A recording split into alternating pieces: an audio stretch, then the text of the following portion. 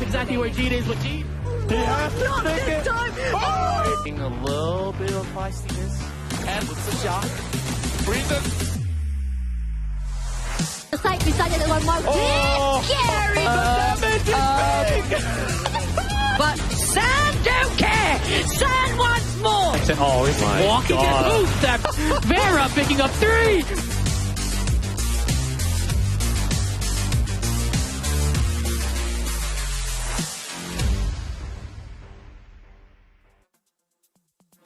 Welcome to the VALORANT Challengers Tournament, which is MY Asia Split 2 right now, brought to you by none other than Riot itself. And thank you for organisers here, none other than the gaming company.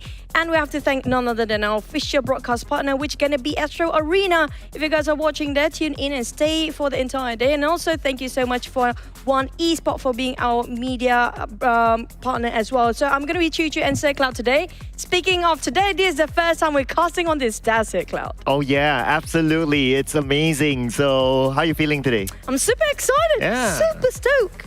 Super stoked, like myself as well, because today we'll be casting some big games. Yeah, we're dressing so black today. I'm like, I don't know about that. Maybe we're going to change it in the We future. didn't plan this though. We didn't plan this. We just have the same vibe because we, it's you again. Yeah, man, it's you again.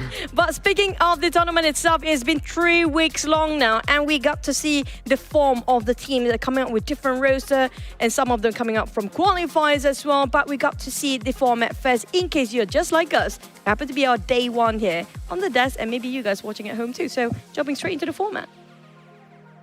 Welcome back to Split 2 of the VCT Challengers MY. We hope you enjoyed all the games for Split 1, and we are here to give you a quick rundown on what's happening next. Here we have the final standings for Split 1 VCL. Of the 8 teams, the top 6 teams will move on directly to Split 2 VCL, and the bottom 2 teams will face off against the top 2 teams from the Split 2 Challengers qualifier in the promotion relegation bracket. These 4 teams will face off in a 4-team GSL bracket, 1 slot taken from the upper bracket finals, and 1 slot from the lower bracket finals to qualify into the Split 2 VCL. This bracket features best of 3s for all matches other than the decider matches, which would be a best of 5s. Once we've gotten our 8 teams for Split 2 VCL, teams will go through a grueling series of best of 3 matches across a span of 14 days. The top 6 teams will qualify to the Challengers playoffs to fight for the top spot and a chance to compete in the Ascension tournament. The Ascension tournament will feature the top teams from the Asia Pacific region. The winner of the Ascension tournament will qualify for the 2024 and 2025 International League. Without further ado, let's head back to the main show.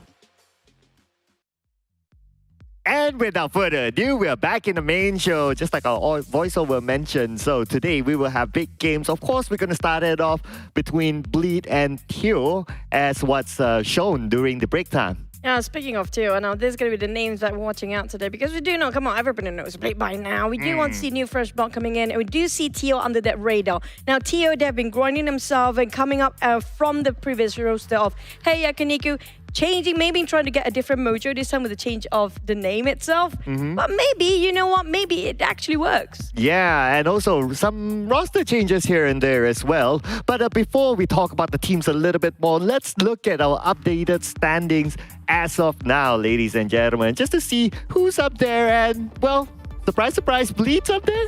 Yeah, I mean, like Bleed and Enigma, this is going to be the 2 teams that will have those momentum, those vibe that everybody fear of, because they are the one, like we talk about Bleed, they are the champions coming up from Split 1 and top coming out from Enigma Gaming as well. So I want to see, can Enigma overcome Bleed this time when it comes to Split number 2? That's going to be a storyline for us. But X10, we do know they are sort of a team that can actually bring up something that's very different. But I'm looking out for Louvre. Now, funny thing is, Louvre have so much of momentum last season, coming out very strong, quite strong at first, but they start to lose it. But it feels like the same goes for them today. But for Bikini, Bottoom, Pratahouse, that's mouthful.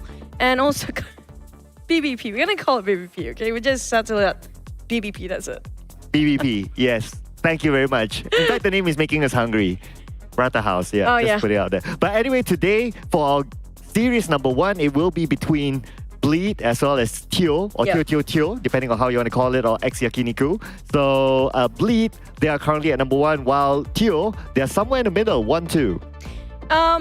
Teal is the one that we do for a fact they have enough experience. Now, Bleed always has been here. They're so veteran. They know for a fact the inside out of VALORANT because they're born with it and born to play as well for this game. We do know how solid they are with the lineup. We do know they have the same lineup. They didn't change anybody. So that's pretty solid for now as a teamwork. But coming up from Teal, they had Yakiniku back then.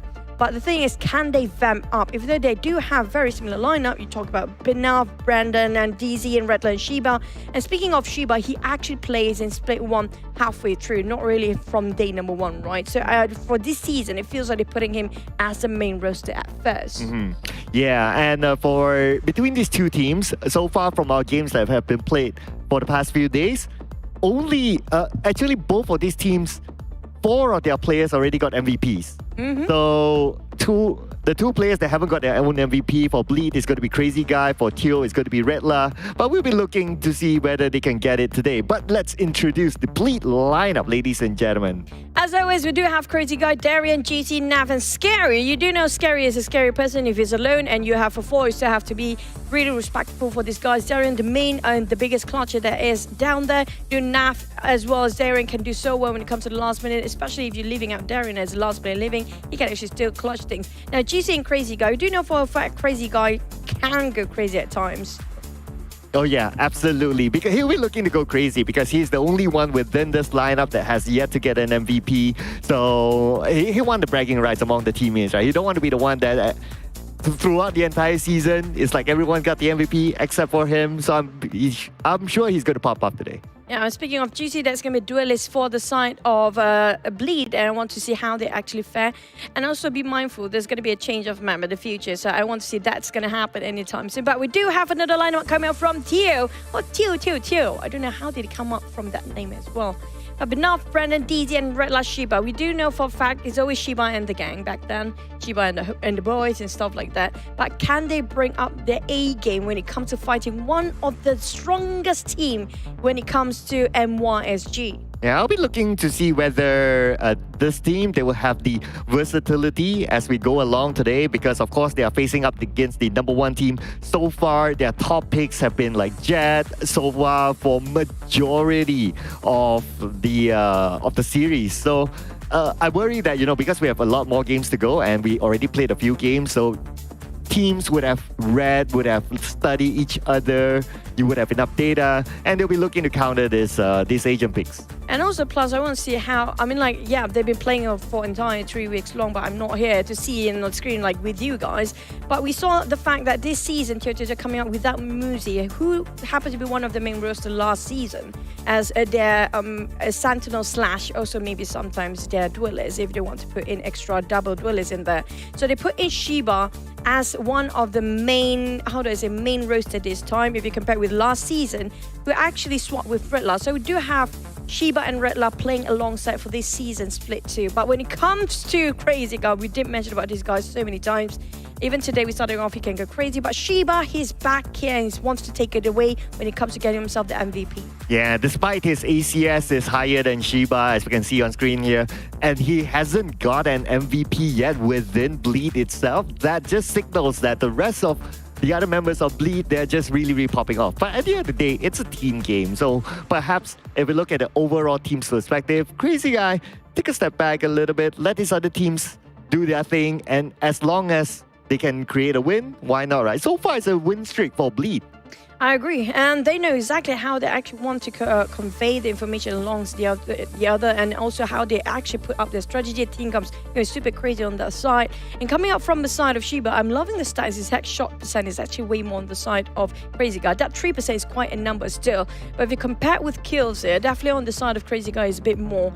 He is actually the one that actually the pillar are coming up from Blade when it comes to getting the initiator on his side, even being a controller sometimes. Silver and Brimstone as well playing at his best. But if they compare himself with Shiba, they're pretty much...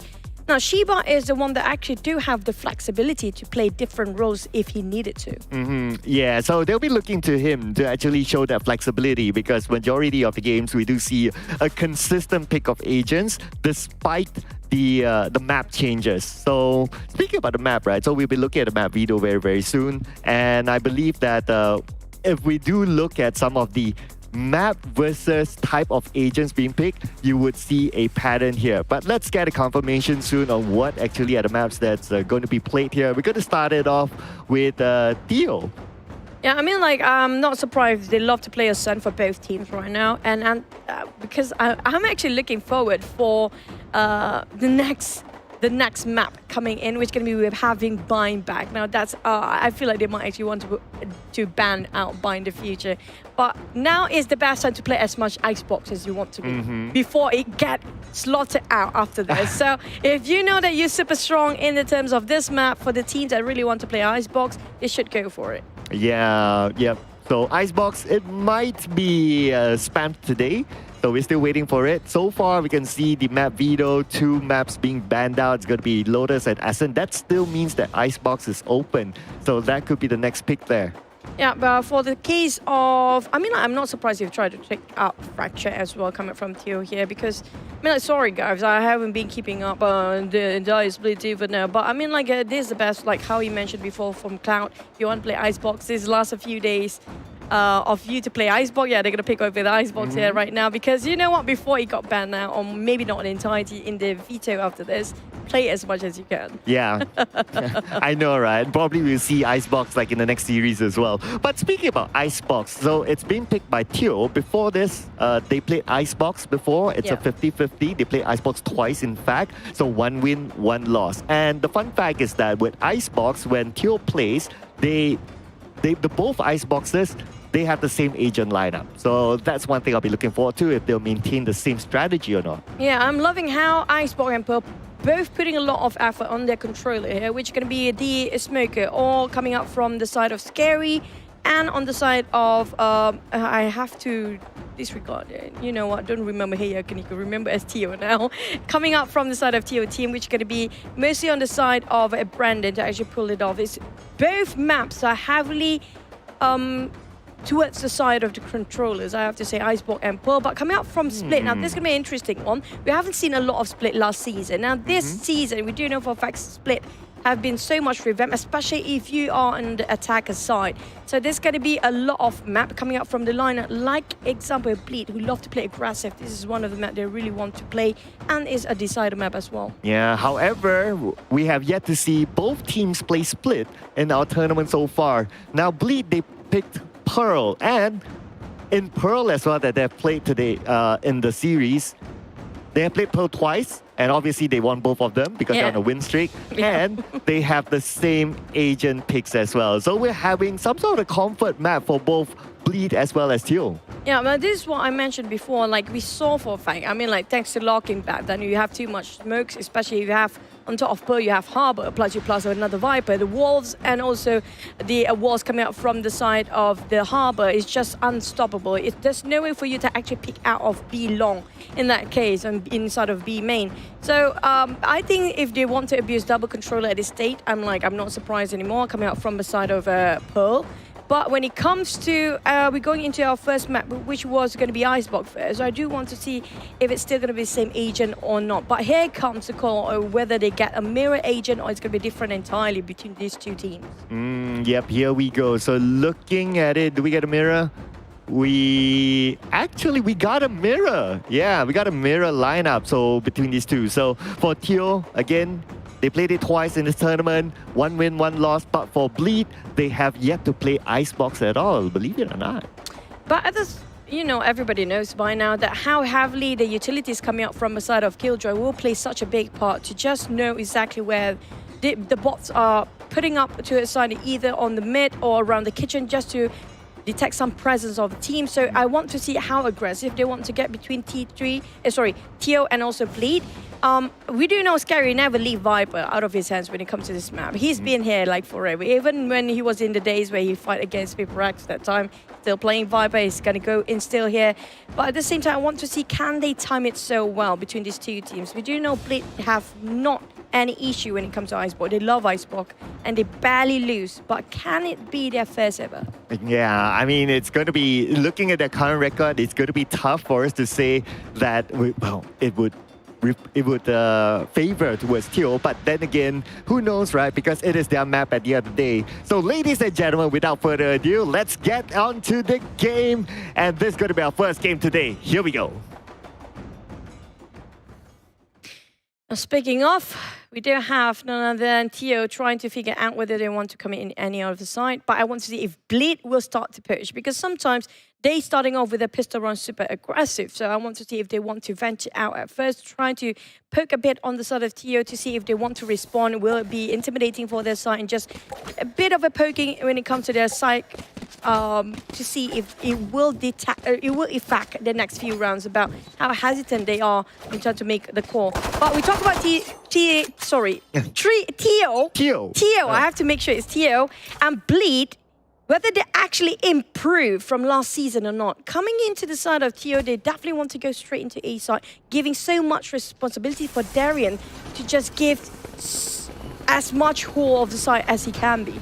Yeah, it looks like it's going to be a rush in here from Teal. But look at the backstab there, Choo. We got 3 Bleed players coming in from behind. This is quite a tough one. Crazy guy spotted out Brandon. Side of Bleed, they hold strong. If there's only one Darian to hold the side at first, it's going to be 1-2-1 trading for now. I definitely want to block towards the side of A at the back line. It's going to be tough, but Bleed got that secure. They control so well the side of A, not giving any leeway. Almost, that's a pretty good round for the side of Bleed. Even they only got Darian, but look at how swiftly they just rotate to a side of A, transition on the back line, instead of coming in, very late and just waiting for reassurance that it's going to be entirety of Teo will be there. Coming up from the side of Darian, they heard their footsteps straight away, not wasting any more time, just give a wave to shut down towards the entrance there. Yeah, and I think it was really smart of Bleed to actually send 3 players to go on to the back line and just backstab from there. It's because in the first round, you don't have that many utilities. You might focus on to getting better pistols or something like that, but at the end of the day, the utilities may not be full. That's why they took advantage of that, and that was Teal got caught off guard. Gonna be the purchase. Bit of a save coming up from GC, even though they won that last round, but scary with a Stinger Sorry, the Bulldog just taken away one of the players. No trading so far with the side of Teo. A bit hesitant coming up from their side. The same goes for the last round. They got himself an A side where there's only one Darian standing there. This time they're taking their own time again. Due to the ice wall coming out from NAF. They have to just play with time here, but time is not on their side. 1 minute left. But they want to go for rotation to a side of B. Just swiftly trying to move for A exactly when the ice wall breaks. And this round, they got utility, so the alarm board, we got the turret set up behind so that the backstab won't happen. But that means that their entrance is only in the front. And that is going to be Bleed really countering him back. They do have the guns in hand, so it's going to be a good defense here by Bleed. It was 4v5, by the way. And speaking of giving the trust on top of Darian, he has been guarding aside. Either it's A or B, just alone. So much work, so much trust on the side of Darian to hold one side by himself. And this time, they can't go for full bar, but they actually forced by just now inside of Teo. I have to save this round. Not much utilities present so far on their side as well. It's been tough, but they have to work things out. They have to win this one for Teo in order to buy themselves rifles for the next more rounds. Then at the same time, they're gonna allow the spike to be behind. Looks like they're getting information. So switching it up a little bit, not focusing onto A anymore. But for the third round, they are going in for the eco, so it's going to be a tough entry for Teo this time, considering that Bleed has everywhere split up, but Teo is taking the mid area to go in. Oh, this is very smart coming off the side of Shiba. But did not spot him out. They actually just poke with the utilities of Darian just now, just to pop those bots, giving false information. But at the same time, didn't see this through. The fight back, the counter fight coming out from the side of Bleed. It's just such a fortress. Yeah. There's no work around it. Yeah, I know, right? It was tough either way for them because they don't have the guns. They were on an eco round, and then you got Bleed very well split up. Like they're playing a very disciplined kind of play style. It's like, okay, we are defending, let's defend, despite we have the advantage, so they don't go towards Teal. And plus, Teal, of course, being a third round for them, they would definitely switch things up. So Bleed they don't want to take that risk of like trying to guess what they will do. Instead of like they wait for Teal to come to them, and that's how they defended the ground. At the same time, I was a bit perplexed by how Shiba and also Brandon just now, they poke a bit for those bots, those utilities. I hope they will actually try to give false information and have a bit of a rotation, but they actually commit to it. The worst part was actually they tried to shut down on Kitchen, but it's so hard for them. Holding back for a bit, just to see if they're gonna push coming up from Bleed. But Bleed is just so disciplined. They will not give the fight easy to the side of Teo. Not giving any sort of information on that side as well. Everybody's going blind right now. On the side of Teo, a bit hesitant. We can sense that right now. They're trying to go for mid. Possibly it will be heavily guarded by the side of Crazy Guy waiting. Just waiting around the tunnel. That chipped quite a bit of damage. Straight away popping up the smoke from the side of Scary. And Brandon having a bit of a fight there. Rotating maybe to its side of A. Committing to it this time. Well, the commitment is definitely towards A right now. They have no way to move over to B. So now they're going to go all in. Time is going to be up. They got 30 seconds more on the clock. And Scary gets onto Shiba. Oh, Dizzy. No value out of that dash just now. And now they're being shut down. Leaving only Benov here. What can he do? Nothing to be done with that op coming off a juicy finish off Benov straight away. DZ Voli got some sort of value after that dash coming in, but the wall was so disruptive. He couldn't have any sort of an exchange in there. Yeah, the wall was won, and the turret was set up behind. So the moment the turret was taken out, then that's a signal to Teal of like, okay, they're looking down the mid. And that means that they have information when the Teal makes the rotation. So obviously Teal didn't do the rotation. They're stuck there. And they know, Bleed knows that they're all stuck inside within the main area of A. So that's how they just keep them there, let time run down, put pressure on the Teal, and that's where Teal went down. They want to go for kill for picks, or picks for kill first, leaving the spike behind this time, trying a bit of a gamble. A dangerous game they play here for Teo. Scoring none for now. With that Blaze Storm! At least 1-to-1 trade with Dizzy. Enough shut down on Scary as well. It's well worth it still, but they haven't shut it down on that op. And Crazy Gone Snowman just chasing the heck out of whoever's behind yellow. Giving the pressure just to go for a fallback inside of Teal right now. Spikes on A. GC got cleared. Quite a number. What a spray! That not really a spray. That random taps coming from the side as well. Well, Hitting a 3-3 for now. At least they even up the odds, but then again, look at the setup there by Bleed onto A. So obviously Shiba can't go in alone. He needs his teammates together with him, but he needs an entry point. And right now they're going to go in because there's 30 more seconds on the clock, but they've been stopped on their tracks. And that's when the trade will happen. There is My God! Woo! Straight line of sight. Getting 3 in just less than 2 seconds. Blinded at that. That was insane. It was Darren playing his best. What a defense. He got the rest just now. From the side of Binoff, couldn't even use it on time. Five straight wins now for Bleed. What is Teal going to do right now? It seems like, okay, they've been switching it up great, but they can't find a good entry. And now with Bleed having the confidence, look at this, they are pushing up. Blocked by a big wall fortress. Bleed just not giving any sort of mercy shown. Naf, Scary shutting down limb by limb, taking out the players of Teo. Couldn't have not a peek. Spike still behind. They can't even get any sort of a pick for kill here. One side of Bleed, they're getting every limb out of it, but Brendan finished off. But that's gonna be the short dot shutting down on Beanup. I am amazed by Juicy's crosshair placement. He was looking at the left. But the moment his opponent peeked out, it's like, oh, that flick with an operator, that is amazing. That is absolutely on point. That was ridiculous, honestly speaking. Absolutely. I mean, like that angle. It like Bleed, not just reading Teo as a book. They are the book of Teo. They are the one that, you know what, Teo, you want a book? We give you this book. Follow exactly as it is. And walking straight into the trap of Bleed there. They know exactly where to pick and exactly the timing. And the timing was impeccable.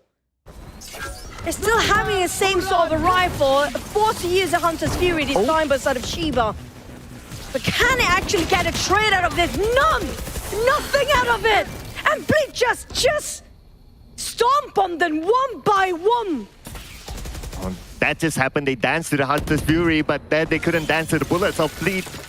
And now Bleed, they are in control. How are they going to get in at all? And now only one left. And that is going to be a cleanup there by Bleed. Forced to save, just to go for another rifle round this time. Teo now have to, you know what, cannot go for straight rifles round.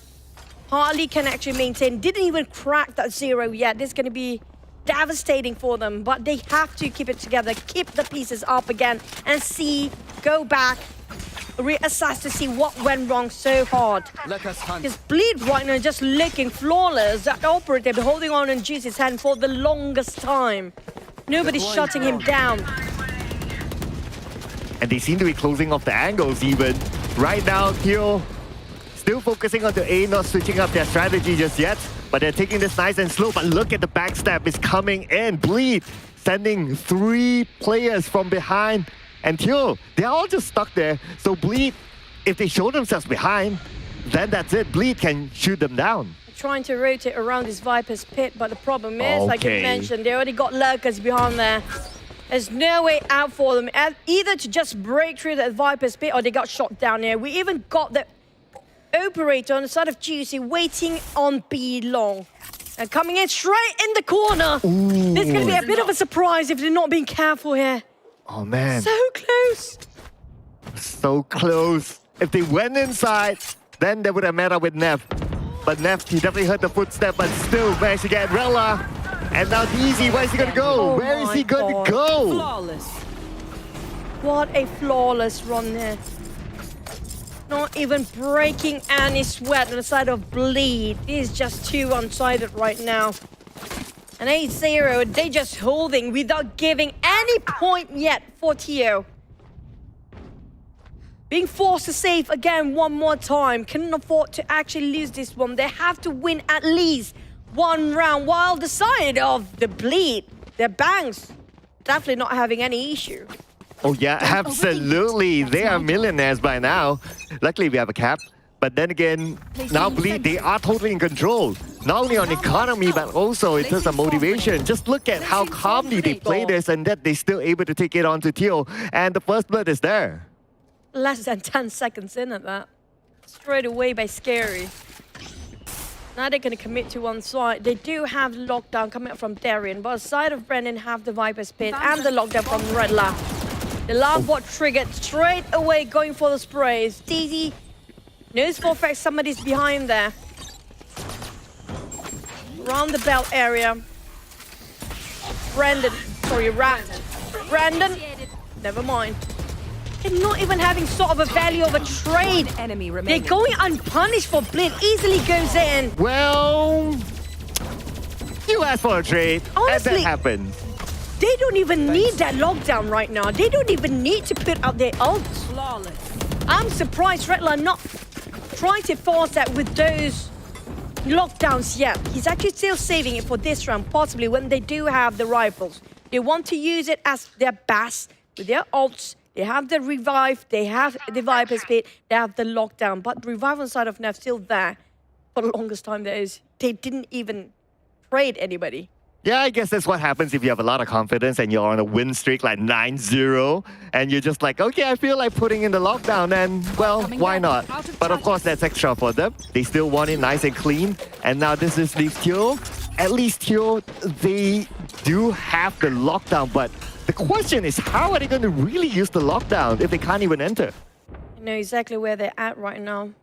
Preparing for defense mechanism coming out from the side of B. Bleed. A recon bot gave away some of the position of Teo players. Going in for the updraft. Going in for the updraft and on the containers. DZ trying to open the space as an entry fragger. A duelist trying to make so much work. Here comes the lockdown. Trying to force the players out there, but it's not taking the back line. The snowmen, they can still secure this site with those snowmen positions. Despite the lockdown, but they don't have the information. That's why they're not hastily moving in. Only understand that, but then again, that's where the lockdown will not catch anyone. Now they're pretty much back to square one. They need to make the plan quickly. But now they seem to be in trouble as they can't really move from their spot. They want to go in for the plan, but how is it going to happen as Crazy Guy gets the first blow to Shiba? Welcome to my Just taking the snowman position, not even trying to pick that much off. I'm talking about so many angles they have to cover just to get those planter, but they can't even drop the spike.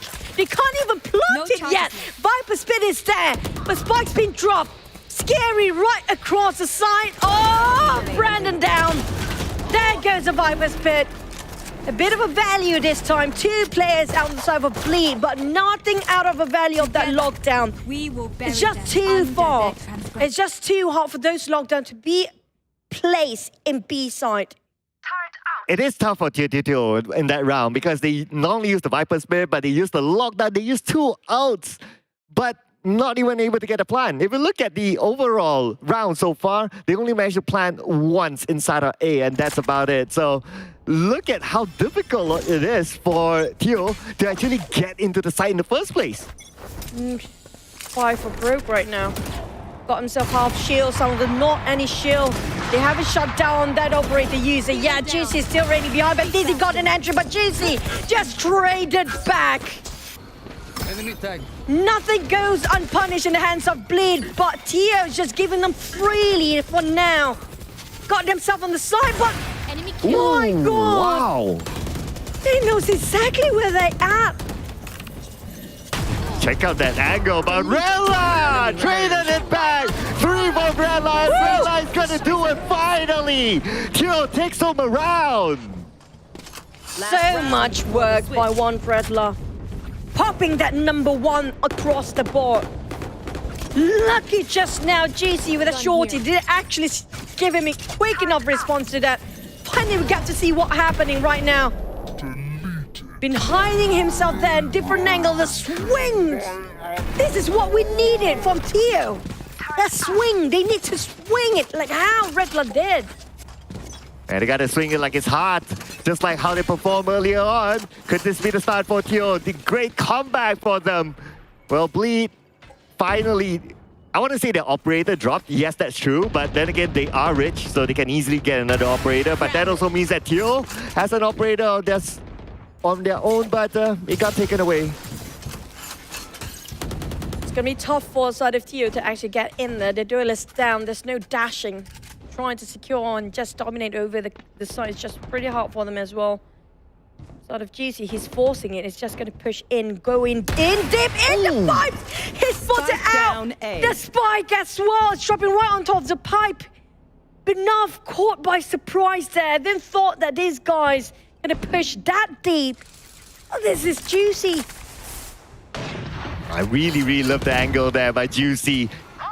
It was absolutely unknown by his opponent, caught off guard easily, and that is where Bleed, they get control of the situation again, but Brandon trades it back to Nev, and right now the lockdown is out. Red Light Gam to do the work alongside with Brandon this time. They even use a Hunter's Fury to put them in an awkward position. But it's sort of crazy, guys. Spot it out. Brandon knows exactly, but Juicy's faster. And he would finish off with such finesse with those Blade Storm. Oh, he just danced with the blade to get that final kill, and that is going to be a round for Bleed, 11-1. Switching sides. Is potentially going to be the biggest gap in the VCT this season. Do you know for a fact? I mean, like, it depends on the player's perspective, but I'm just going to give a benefit of the doubt. Icebox works better on the side of defenders. Just want to see, can they actually do it well on the side of Teo? Maybe it's just a map, or maybe it's just the players not confident in this map as well. This is their map of choice, by the way. It's Teo's map. Yep, and it is the first time in Split 2 that Bleed is playing Icebox. Obviously, they're no stranger to Icebox, but it is the first time. And they're just showing that, hey, you know what? Even if you pick Icebox as your favorite map, we know how to play it. And they're showing how much they know how to play it. But like what you say, benefit of the doubt. Let's see if anything happens after this. Prepared for a rush, but they're taking their time coming up from Bleed. Teal, on the other hand, open up the wall just to buy a bit more time, while giving a bit of a work to a side of Scary to scout out what's happening on top of B. Being the lurker is always Scary, trying to gain some intel, hounding players in B. Spike still in A. Here. Holding for a bit. GT trying to clear the angles off first. On the side of DZ. Definitely known on the side of, by the side of the duelist itself. Duelist versus duelist, crazy guy knows there's somebody in there. You check it. He just a bit too late to check the corners up there. Did he shut down on one crazy guy? A spike straight away swiftly moving towards a B. I just got caught by the side of Redler. No chance. Another one by the side of Sheba as well. Bit hesitant right now, but GC got an entry back. Got a bit of a value out of it. Left with 2v4 right now. Naf has still got his ice wall here. Gonna go for a pixel plan or not? GC have to go heavily to a side of 4 people. Coming up from the side of Rafters. Juicy spot out to too much for Juicy to handle by himself, but at least they got a plum. That will still contribute a bit, a tiny bit, on the side of Bleed. Well, you did get the benefit of the doubt, right? So far, Teal is taking the benefit. And with this, the round win, so that's great to see.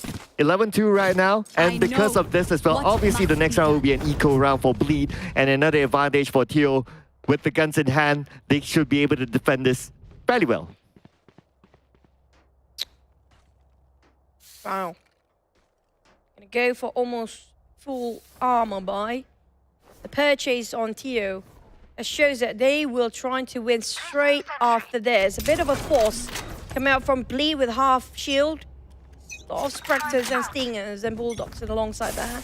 Bit of Sheriff done by Scary. Here it comes again.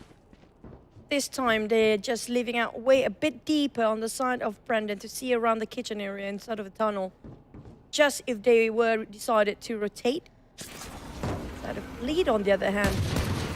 Putting a lot of commitment on A, going straight in for a rush. A block by the ice wall on the side of Naf. They have to force onto the entry on the right side here.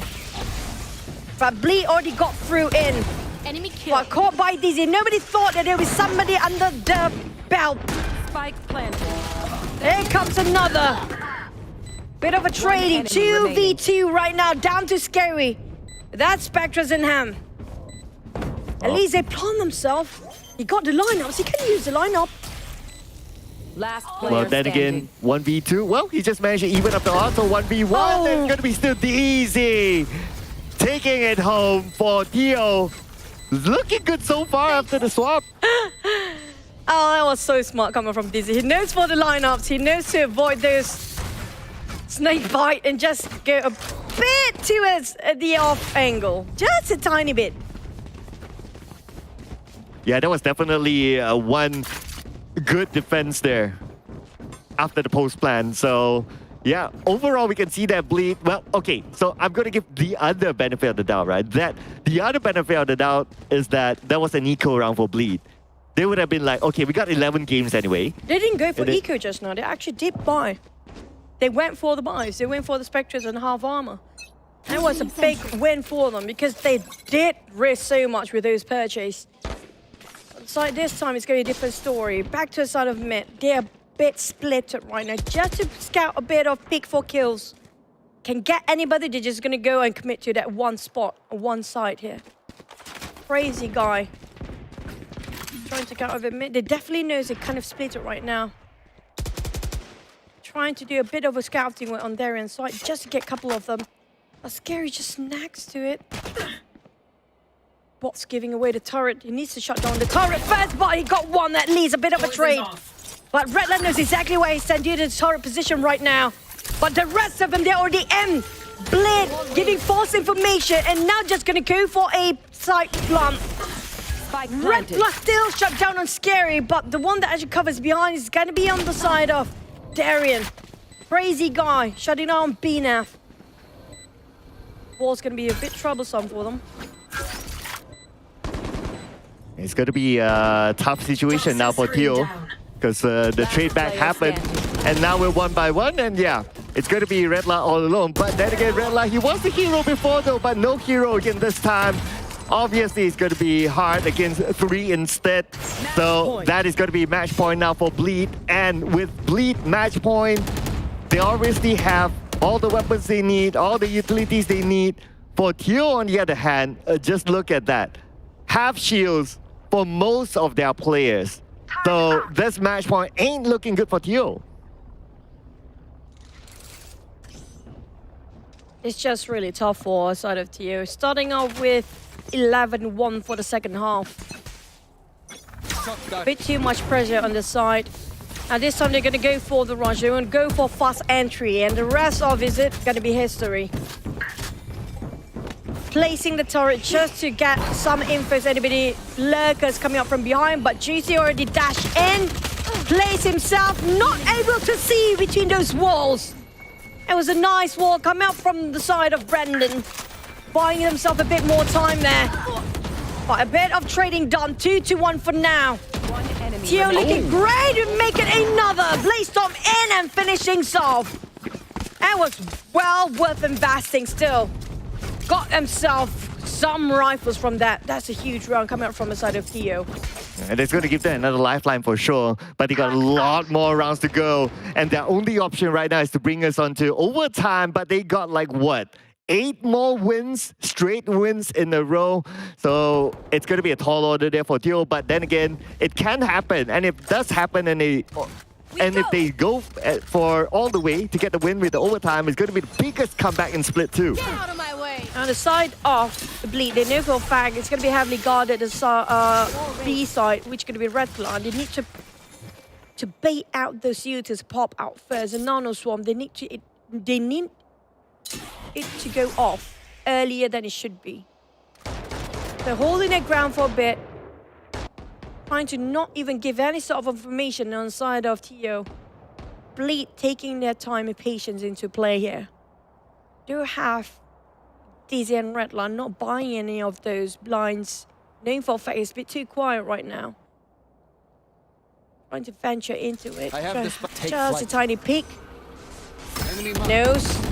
Now exactly where they're at. The entire cavalry of Teo. How do they respond to this? They're still leaving Benaf on the side here.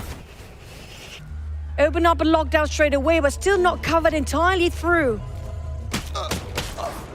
My God, Scary. Just lurking around mid, taking casualties as he can. Yeah, so far Scary managed to get one out of Shiba and good rotation there because they know the lockdown was used and they probably saw all the utilities from Killjoy on the left side on B. So now focusing on the A because they know they have the numbers, they're going in, but Brandon is there to trade it back. But the revive will come in. My God. Brandon 4! It was such a clean angle, but finally being shut down, but they don't have time. They don't have time for Bleed. It's all about time, but enough. Holy smoke! That was incredible by Brandon. I'm not tired. Are you? That was absolutely, I mean, the moment we saw, okay, we gotta see this again, right? Look at Brandon, gets 1, he got 4 in total, but the revive was out in the open and that was pretty much a free takedown there for Brandon. Well, Ice Wall in there as well for this revive. Definitely where he's at. It's such a perfect shot as well, buying themselves another round to go. For Bleed, where do they go? Do they just hold their grounds again, forcing this one, trying to pick 4 kills again? By putting Scary as a lurker in mid. So much responsibility for Scary to give themselves the entry that they need. Going on the side of B again. No more lockdown this time, the side of Teo. How to hold their side if they happen to rush this time. Scary will be the anchor for a sort of Bleed. If you can actually bridge into a sort of kitchen, it's going to be a huge one for Bleed. Yeah, but it's all set up there onto B, so it's not going to be a straightforward entry for Bleed, but they're still going to do it anyway. Looks like circling around, making sure it's all clear, but Rella trades it back and managed to get a kill there onto Darian. So right now we can see they're going to go up against 4v5, waiting for the plan to happen, and they might take over it. Oh, there was a fast blood, 1v1 in the pit even. It's gonna be a Retzler believing his game sense, and he got one more with Brendan. A bit of a trade. Scary left with the Viper's Pit. Trying to spot him out will be so much work, but it's a 3-person, and they got it back. Teo slowly rising up from the dead. Get a bit of a breather for now, but every single round is just so much pressure. Yeah, every round counts now for Teo, and I really like how they really timed it. They saw the Viper split went up, but they're like, okay guys, we got this, and they went in. They went in just at the right timing, and from then onwards, the plant was stopped. Wow, that was just great timing there. Bleed, how did it approach this? Just now, Scary close enough to take down on the side of Shiva. At 1 HP is left. Again, another same thing, but this time leaving a spike behind, trying to go for kills, pick for kills, and they decide. Viper's Pit open up the side of it. There's no way in there. I think that's going to be B or maybe mid even. If they can actually get a kitchen entry, it's a big one. As Bleed trying to find any sort of loose ends there. Teo, they are waiting for any sort of rotation. I'm surprised nobody guarding over the side of Broiler, over mid, or even kitchen for now. Toxins going up. Well, if only they have the information, and I guess that is somewhat your answer because the wall is up there. So it's not going to be an easy move for them. So they're kind of like forced to go to A. Well, they can still make the rotation, but looks like A is going to be the answer. But now they see the Viper split there. So it's all about information. They don't have the information exactly where the members of Teo are. Still got time, but here comes the lockdown. Try to force them out. You got Viper's Pit or not, this is going to be the lockdown will be killing you. And you're being disarmed. They're trying to go for the fast push. You're being forced to fall back on the side of Teo. Straight go for the plump. Inside of that Viper's Pit still.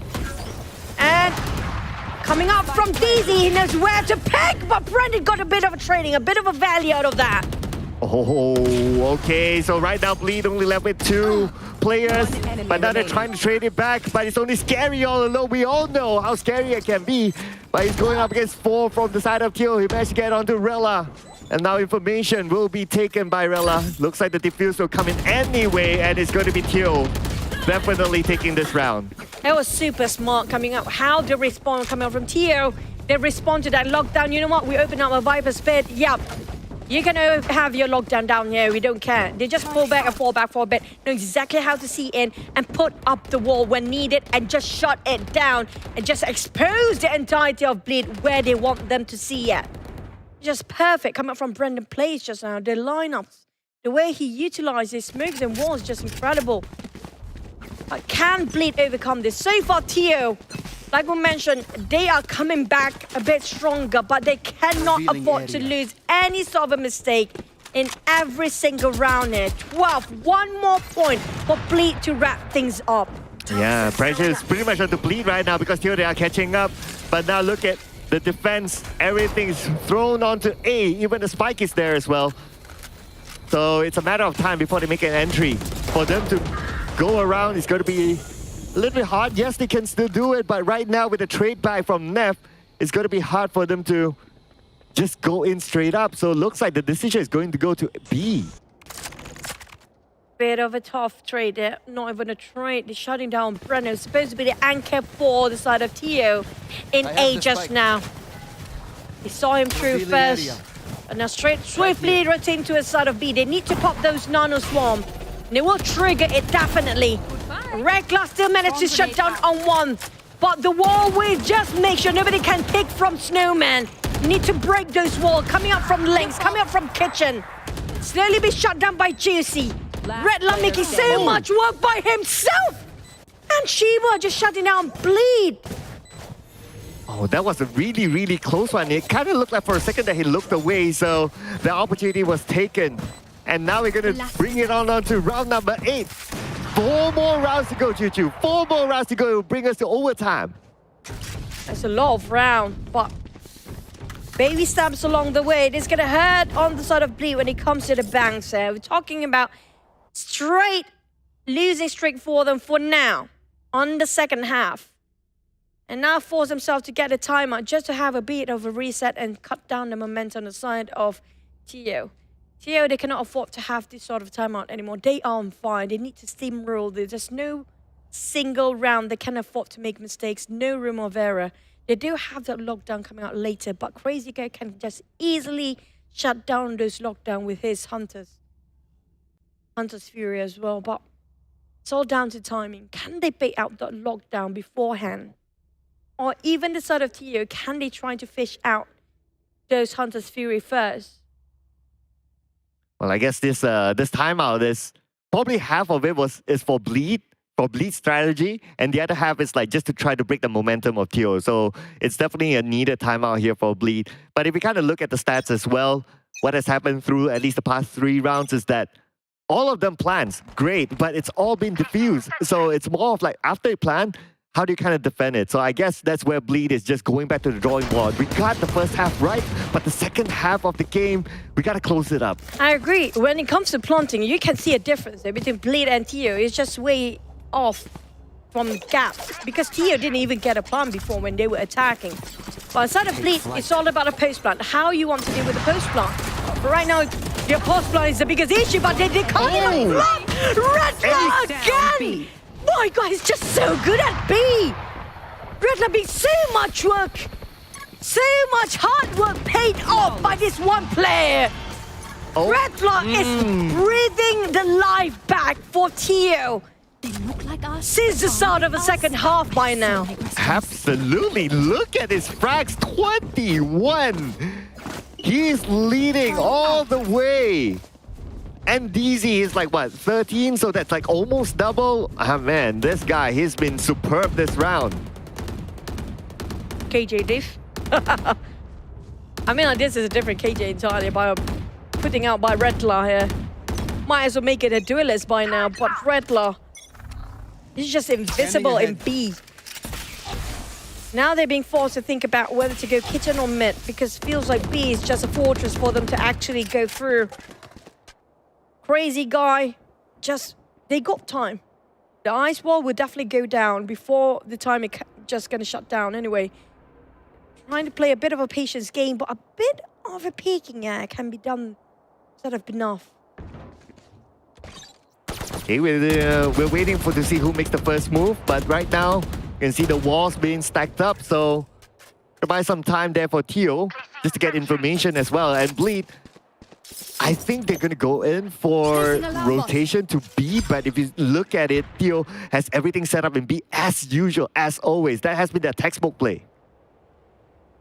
It's down to DZ to anchor this one out. But the drone just gave away so much information. He got to fall back all the way down to even Snowman and Link, but they got Snowman onto side of Redla. Redla, can he do this again? Can he do the invincible, the impossible? But the Hunter's Fury, as always, going to shut down on those lockdown. Caught one on the side of Sheba. Lockdown didn't commence and then finish off the job, but Benar spotted out, shut down Crazy Guy. But at cost of what? Still a 4 on the side of Bleed. Their post-bun this time. They do have the Ras even. The Blaze Storm is going to be online anytime they need it. But Naf, 25 seconds to go for the healing. Redla is going to go blindly. Redla again. My God, this guy's breaking his back for the team. Oh man, and that's going to be a desperate move there. But the desperate move kind of paid off to Bleed. And it's going to be Bleed finally, 13-9. That was a scare for Bleed. Just look at the players. They'll be like, oh man, that was such a relief. It was almost a huge comeback there for Teal. Oh, Teo, I mean, like, Redlaw just gives so much. We saw the best of Brendan and Redlaw in the previous map. I have to give it, even though they were in a corner, they've been trapped down to 11-1, down to 12-2 or 3 just now. They breathe, they just fight back. They have so much fight in them still for Teo. This is their map selection. It's just so hard for them to have the first half to do anything out of that. Nothing comes in value. We talk about can't even go for post plant. They can't even plant. But coming back in the second half, Redlaw, just such a different level here. Oh yeah, absolutely. I'm sure we'll look at the stats later on and we'll see the gap between him and the next player. And the last we even saw is like it's almost double. But we got to give it to that last round as well. That was a good, I would say it looked like a desperate move by Bleed because they heard the defuse coming in. But it was a great move because they didn't stall any more time. They heard the defuse, they just like, okay guys, let's just move in despite not having information, not having the vision. And that's how they stopped the defuse. And when they stopped the defuse, it was pretty much history. I have to say, Redlaw took a lot of his chances down there. He just go for it. He's risking everything at stake. But at the same time, it's just too much for them to come back in the second half. Well, we did give them benefit of the doubt. Well, defense is the best when it comes to Icebox anyway. With 17-15 and first kill, Bleed. You have to give all the players are pulling their weight here. When it comes to their entry fragger or their duelists, they're probably just going to go crazy. Anyways, with Juicy and those... I have to give it to Juicy. Those ops have been holding on for the first half. They didn't actually have to buy anything. There's so many flawless rounds come from Bleed in the first half anyways. Yeah, it was, as far as I remember, I don't think he has ever dropped the op. And his operator was the one holding those tough angles. And not only that as well, he was very active in using the operator. It's not like, okay, he just stay at its one spot and doing it all over again, but he does move around as well and absolutely on point there. Gotta give it to Juicy, no doubt MVP. My personal MVP, I'm sorry to say, even though they're losing this, I have to give it to Redlaw. He just breaking his back for the sake of the team. We saw how much he carried out of those second half of the day. We didn't see as much for Teo in the first half, right? But first half, you have to give it to this guy. Juicy has been crazy. We saw the entirety of Bleed. They don't even bleed. They were intact and just sealed up, nothing bleeding down there. Yeah, that was like, what, 11 wins back-to-back? Yeah. Yeah, 11 wins back-to-back. I mean, that was a great one. But Teo almost created that Cinderella comeback. I kind of like wanted to see it, but it was tough. But at the end of the day, well, we all know what the results were. I mean, like, we saw Redlaw just stepping up the occasion and just try to take his chances, but it couldn't be done with one player. It's a team play by the end of the day. But still, nevertheless, we still have one map to go between these two players. And next one, we're going to head into Pearl. But before that, we're going to head into a bit of a break because I need to drink some water. So same goes for Cloud because that was hell of a game. See you guys after this.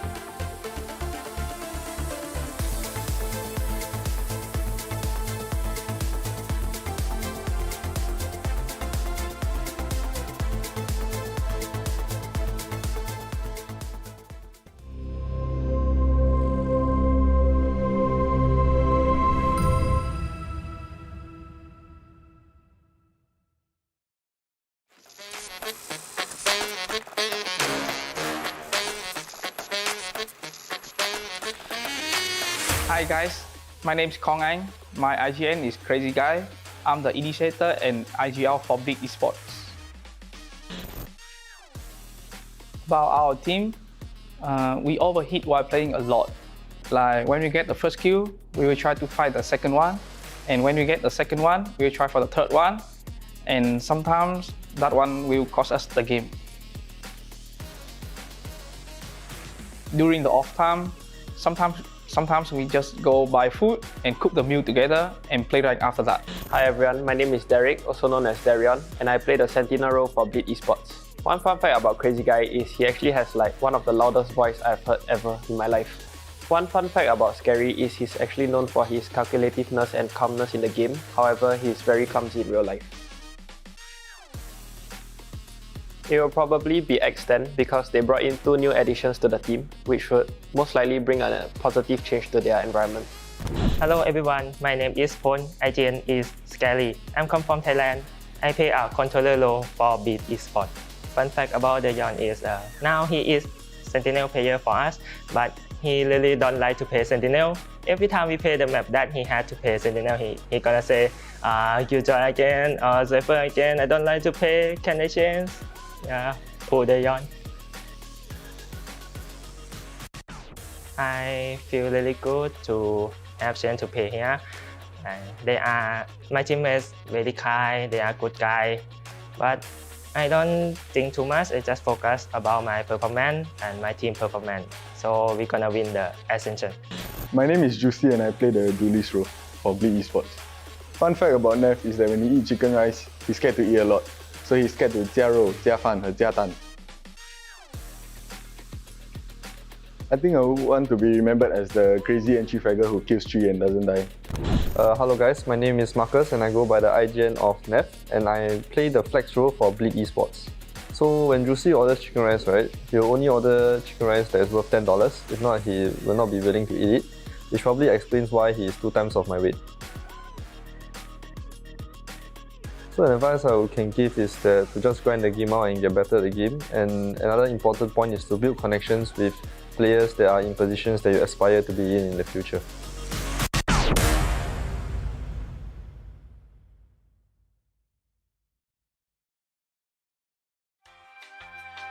I don't know what skin I like. What is my favorite skin? Guys, Vandal? Yeah, I think I should Vandal. What is Vandal look like? Oh, this is so hard. I don't know. Oh, how to do? You know, I on Vandal. How to do I on Vandal? I think that's all I can remember. I on skin.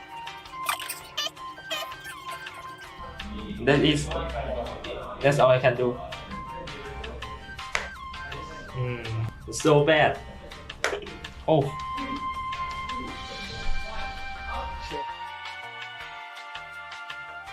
Come back. Guys. Oh no. Not gonna lie, he does draw better than me. Welcome back, ladies and gentlemen, to the VALORANT Challengers Malaysia Singapore Split 2, brought to you none other than TGC Riot Games. And thank you to our official broadcast partner, that is Astro Arena, and our official partner as well, that's going to be One Esports. My name is Sir Cloud, together with Choo Choo, and thank you again to our official media partner, One Esports. You guys have been amazing to support the show. I mean, like, I do know what skin is that, by the way, What for is that vendor. I think that's going to be the Ion skin, if I'm not mistaken. Correct me if I'm wrong, but yeah, that's a glimpse of it. You can get the idea. But imagine you have to draw an Elder Dragon skin. Oh. I mean, like, like, it does look a bit of like Vandal maybe, but a bit of like Phantom there. Speaking of next, we do have one more map to go for our series between Bleed versus none other than Teal. So far, before we're entering the seriousness into the match, how about we have a bit of more funnier part between the players? How about we get into that first?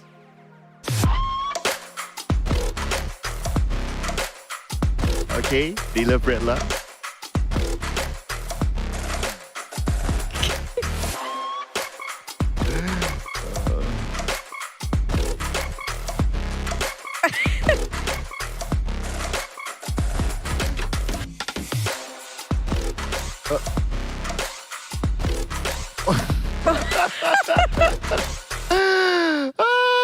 Now we know.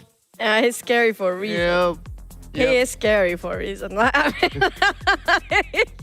I'm loving that. Keep it going, guys. But yeah, at first I was a bit confused. Why is this about? Oh, dodge and duo. Where do you want to go with them or against them? And you know what?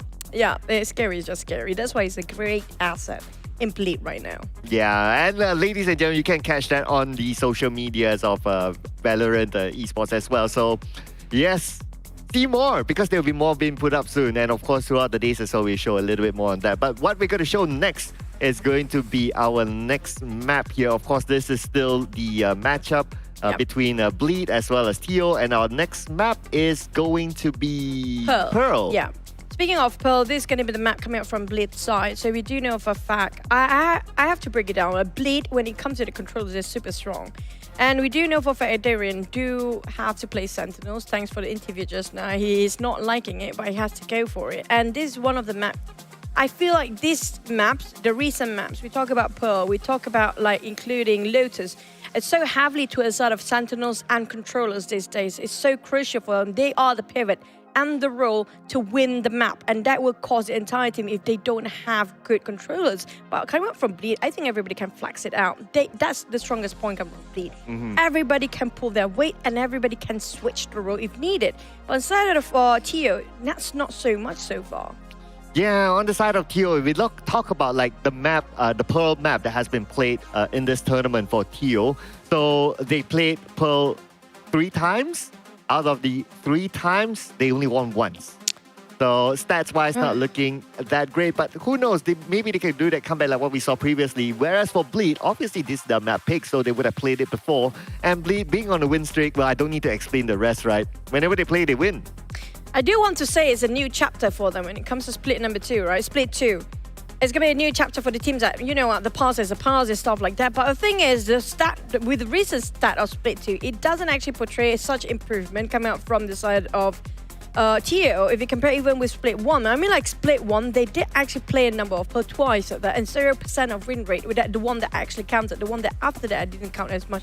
There's so little percentage, and you can feel that Bleed knows this is their weakness coming out from Teo. So they take it into their hands, take the matter into their hands, and try to push for the second map here. Definitely, it just feels like a bit more advantage to a sort of Bleed. Yes, and the 2 times they played Pearl, they maintained the same agent lineup as well. So it just shows that how much of a comfort map this is for them. So I mean, all the stats do favor towards Bleed, but I am still looking forward to see whether Theo can pull it off against them. So far, we saw Redla, amazing play earlier on. If the other teams can follow on to Redla, I think they can really push Bleed to the edge. I have a feeling Riddler will probably going to play Viper, right, in that one. But back then they had Muzi. So I don't know why, but maybe this is just my 2 cents here. So like their previous season with Muzi is way better than this one right now. Feels like they're being shut down entirely coming up from the side of Teo. When they were in Heiakaniku, they had Muzi back then, who used to be the player or the subs coming up from the side of Bleed. That's 2 different stories now. But back to the side of Teo now, they have to win this no matter what. Because we're talking about league stage, you do know for a fact you don't want to be down there. You don't want to be relegated and have to go through that sort of a grind again, because they need to win this for Teo. But nobody can shut down on Bleed so far. We hardly see any Bleed flaw by today, just now, even in map number 1. Yeah, the only one, even if the rounds that they lost, I wouldn't say there's a lot of flaw to it. Yeah, I think it's just the situation at that point. So, yeah, it's really down to how it goes after this. Bleed looking good so far overall. But I also want to point out that Teo, because Red Light got the MVP that previous round, meaning that all their players completed their MVP statuses. So now it's down to Crazy Guy whether they can get it or not. But we're going to look at the agents. So far, it's no sort of a mirror. But at the side of Teo, they definitely do gonna change it to the side of Binaf with playing alongside with KO. So, this is going to be interesting. They are probably going to think about something to go aggressive with this DZ playing through it. Our problem is just on the last map, we saw how DZ actually fared. Doesn't have those side of flair when entering, right? It feels like Darren knows exactly, or the one that actually holding the site, do know exactly where he will actually dash in. for the side of the duelists coming out from DZ. So they pretty much read them like a book. Yeah. And speaking about reading like a book, right? Because these two agent lineups are actually the same as these two teams have played before, whether it's Teal, whether it's Bleed. So a lot of information was gathered before this regarding this map, regarding the agent lineup. I'm pretty sure all the teams that would have done their homework. And that is where maybe teams would read each other like a book. But since both teams have exactly the same setup, so I guess it's just like who reads the book faster.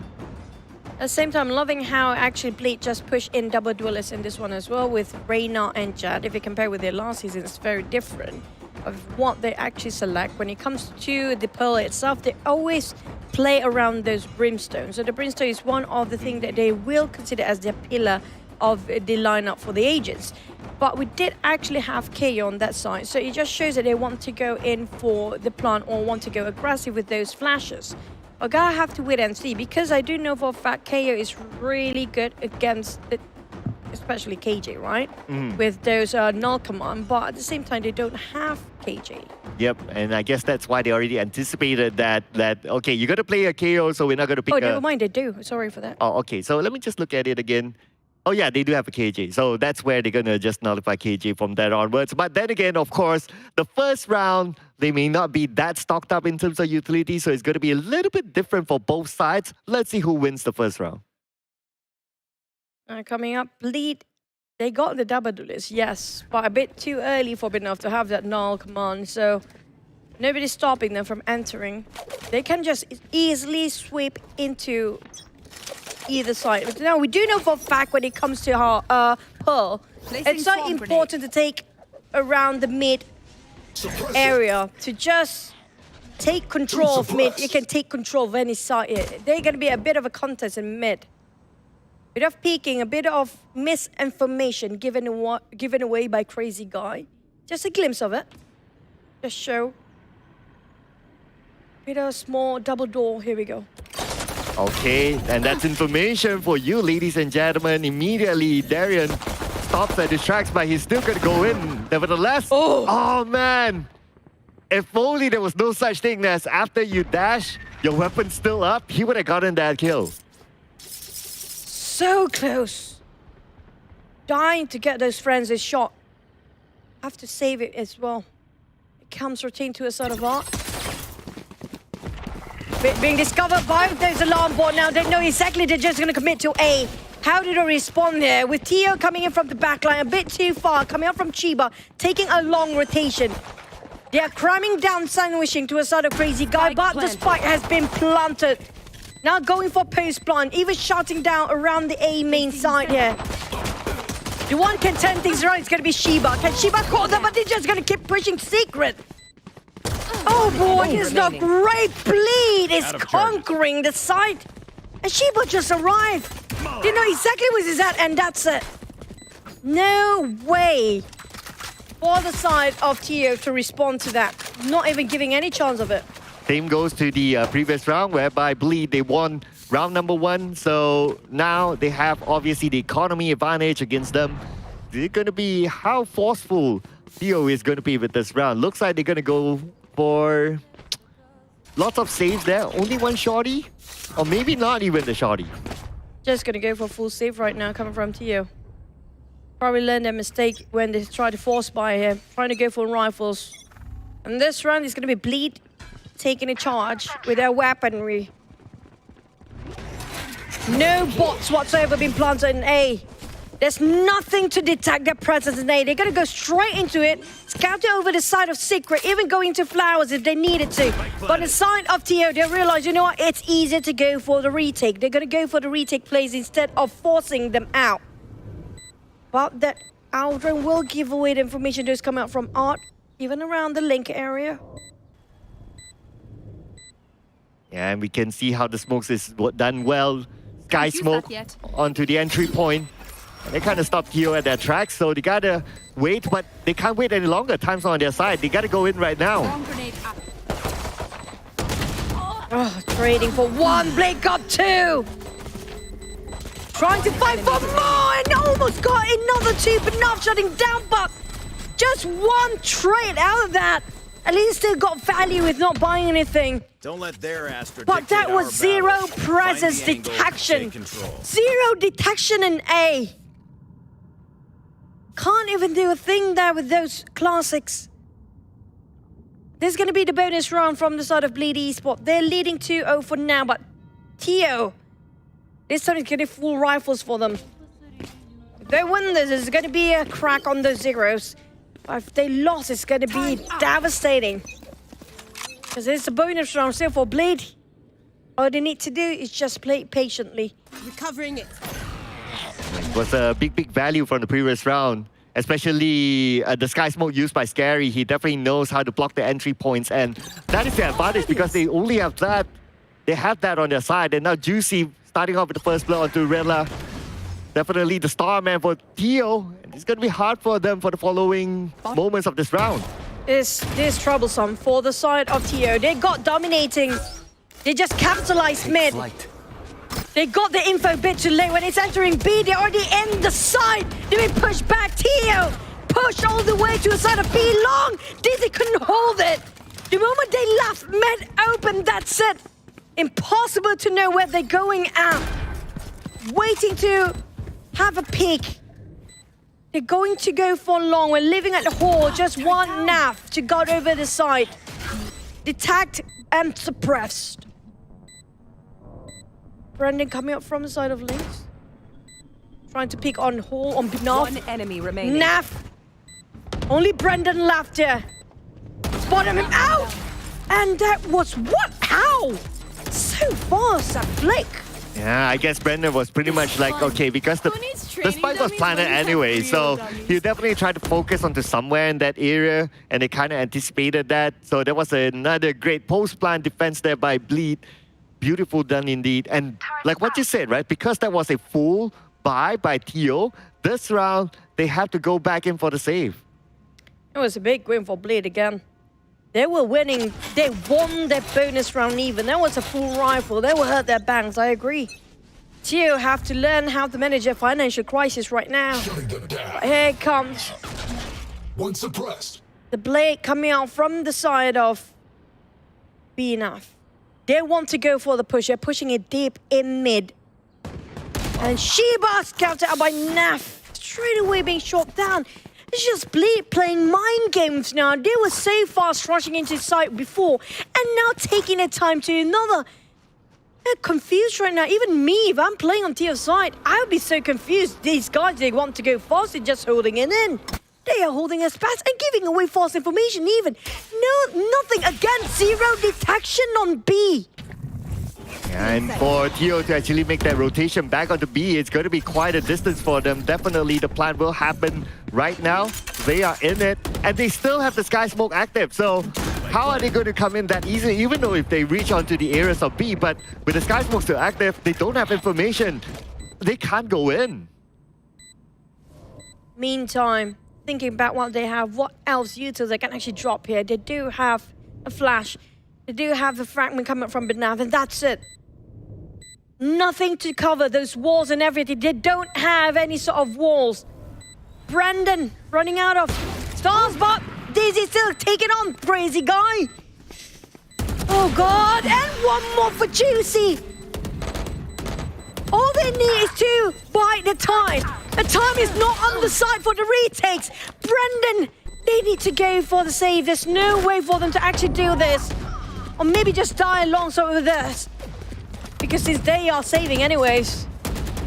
No trade-off value, no rifles being saved just now. Another win, 4-0 for Bleed. Feels like they're capitalizing this map just like how it was before. Well, like what you mentioned, they were saving previously. So right now is where they have to get serious because it's going to be a buy definitely for the side of Teal. Plus, if you kind of think about it, right, from that previous round, with the time left that they have rotating from A to B, the only window that they have is like if they can go in immediately. But even if they do so, Nano Swarm was there, so they can't immediately go in for the defuse too. They got to bait out the Nano Swarm. They are playing for picks and they're trying to poke all these utils out. Side of Scary got himself the orbital strike ready for deploy, but here comes a rush this time, going in for full rush. But Sheba, the recon bolt is such a big value. The one. He scores one. Now here comes the Astro. Going in, maybe trying to ulti. And maybe they're trying to toss away those Hunter's Fury. No, he's not going to use it. They plant it and post plant going in for holes. Another two going for main. But in the meantime, the Hunter's Fury finally been dropped and Shiba shot down on Juicy. But Banav making a crossway. A beautiful one. This is it. This is what Teo needed. Absolutely, absolutely. This is what you've been waiting for at least. After that eco round, now with the full buy, they're able to take back this round. So it's a good round there by Teal. Finally, 1-4. At least this time around, they moved away from the 0 earlier. That was Icebox opening up so much space for them. After that recon in the smoke, spot him out, just spray. And got himself the out drone. I was waiting for the Hunter's Fury to drop, but it dropped right at the perfect timing, shutting down on Juicy as well. But now they still have the Oberzer strike untouched. Side of Binoff, the CMD will play good work, but they don't have those lockdowns. So I think probably if you want to save it, maybe in the next few after Naf actually got himself full capped out on those lockdown. But this time again, they try to capitalize on mid. This time there's a detection. There's nano swarm in it. That's the alarm bot in it. Spotter out, knows exactly where they stand. They are around the doors. Picking up their strategy again, but looks like it's going to work out for them as they manage to get 2 kills back to back. But Redla again, the man of the hour for Teal. My God! It was big! Shiba alongside with Redla, who's super low, 8 HP! Just blindly spraying the smoke! That's just how important Redla utils are. The bots, everything, the detection must know its place. And we're placed perfectly, impeccable timing with those sprays, shutting down the entirety of Rush from Bleed. Now getting himself step by step, 2-4. But will Bleed change their tactical? Feels like they're going split into mid after this. But will the turret will be responded on time by the side of Teo? That's the biggest issue here. The response time towards those utils detection. You're going to repeat it again, but then again, Teo is ready in the mid as well. Obviously, we have Redla here with all the utilities used, but Redla taken down. This is going to be huge for Bleed. Bit too aggressive, and Redla trying to pick over that side before the bot's been pop even. And here comes the rush. Binav managed to just catch on one of the back. Crazy guy. It's so much smoke here. Everywhere is blinded. Even the layer is up. Juicy. Trying to secure them, cut out those perimeters, straight going in for the main. They're going to go for the post plant, but at the same time, nobody coming up from behind. There's no lurkers. No lurkers this time. Everyone's going to go in straight forward. It's not enough time for any lurkers as well. And plus, anyway behind, there's the turret ready there. So if there's a lurker, they would know. But now it's time for them to go in. The Lear did not connect. And here we go. There's going to be a fake there by DZ. DZ goes up. Shiba gets one, trades it back. Oh! Darian! Oh, wow, here, by the way, he's trying to prove he's playing a Duelist. Yep! He's playing so well as well. And now it's going to be a successful post plant for them. Well, Bnuff just going to save over his Vandal for this time. But Darian giving Duelist, he's going to prove you know what, I'm done with Sentinel. I deserve to play Duelist again. And it does help that the Molly, the Incendiary, does buy time at that final moment, just not allowing him to, even though if he doesn't want to fake it, well, he still can't defuse it at all. So that was a great post-plant defense there by Bleed.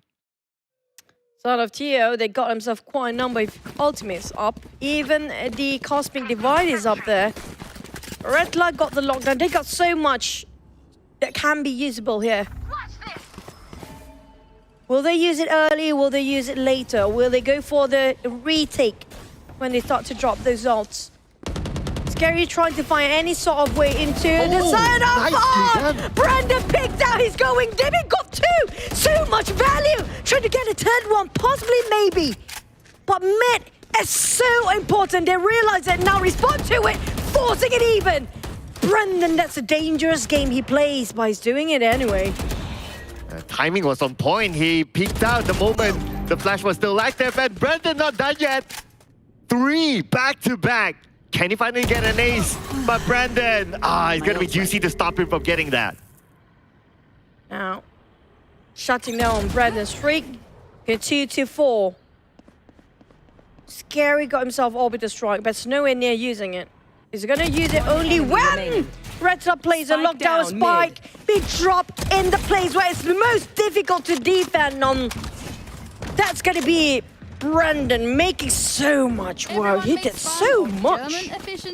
Absolutely. Just look at, okay, Brandon right now, and doing so well, defending that area all by himself, getting 3 from Bleed. And the moment he got 3, you're left with 2 from Bleed. It was kind of hard for them to kind of get in because the numbers do overwhelm them at some point. Right now, it's been a trade back between these two teams. Close, way closer than before, 3-5. Loving how Teo just on the fly, improvise, impromptu at that as well. How they're actually guarding over mid this time, just making Bleed, forcing themselves straight into the side this time. And they're gonna go for the rush. But the response coming out from Teo is not late either. They're being blinded by smoke, but they got himself the corners. And he hugged the corners well. Red Club dropped those lockdowns, but will they respond to this? They still got the orbital strike. Scary still not using it. But instead, they're gonna go for fall back. They're rethinking about whether to go in back and B and just coming on mid. Never mind, it's gonna be B all the way. Blade Storm, Darren trying to find his victims across those Bleed. Taking in time, Sheba around the whole area. He definitely will be picked through by Darren, but who see who first? That's the bigger question. At some point, I thought they wanted to go to A. They still had the time, but it looks like they're going to force for it. B. Time is not on their side anymore. B has to be it at this point. Blade Storm, aim to the top, but then again, Blade Storm will not be enough to beat his opponents. And easy, back to back together with Sheba, and that's going to be a flawless round for Teal. That was great blind from Benaf. It was everybody blinded just now. In the straight line of sight as well. What a response from Teo when it comes to this second map here. Is what we love. A very good VALORANT. A treat to watch this one. How they just counter each other out and how Bleed have to rethink their strategy and re-strategize about their condition. They can't go for mid anymore. They're not giving any sort of free entry in mid for Teo. Right now, they're going to switch it up again. So Bleed showing their level of versatility. Sometimes they can play B, sometimes they can go through mid, sometimes they can go to A. And right now, A is going to be their choice, but they're going to send DZ. They're going to send one out, Darian out, just to kind of bait out the opponent, just to put focus there. And we can see the rotation. KO looks like he's facing that area, but Benaf not biting the bait yet. The Aldron giving away their position. That's going to relay the information back. Brandon giving and telling the entire team in just know how exactly they are and how many were they. And lockdown will be finished up. They're just going to go for a fallback, but they push in all the way through the back. In the flowers, even down to Secret, but those at the back line, they have to be extra careful. Brandon have a bit of a trading to do. 3v4. DZ got cleared with those now on the swarm. They know exactly everyone is actually in main. Nobody around the area of Art. But here comes Hunter Fury. But the Hunter Fury shutting down main as a whole crazy guy.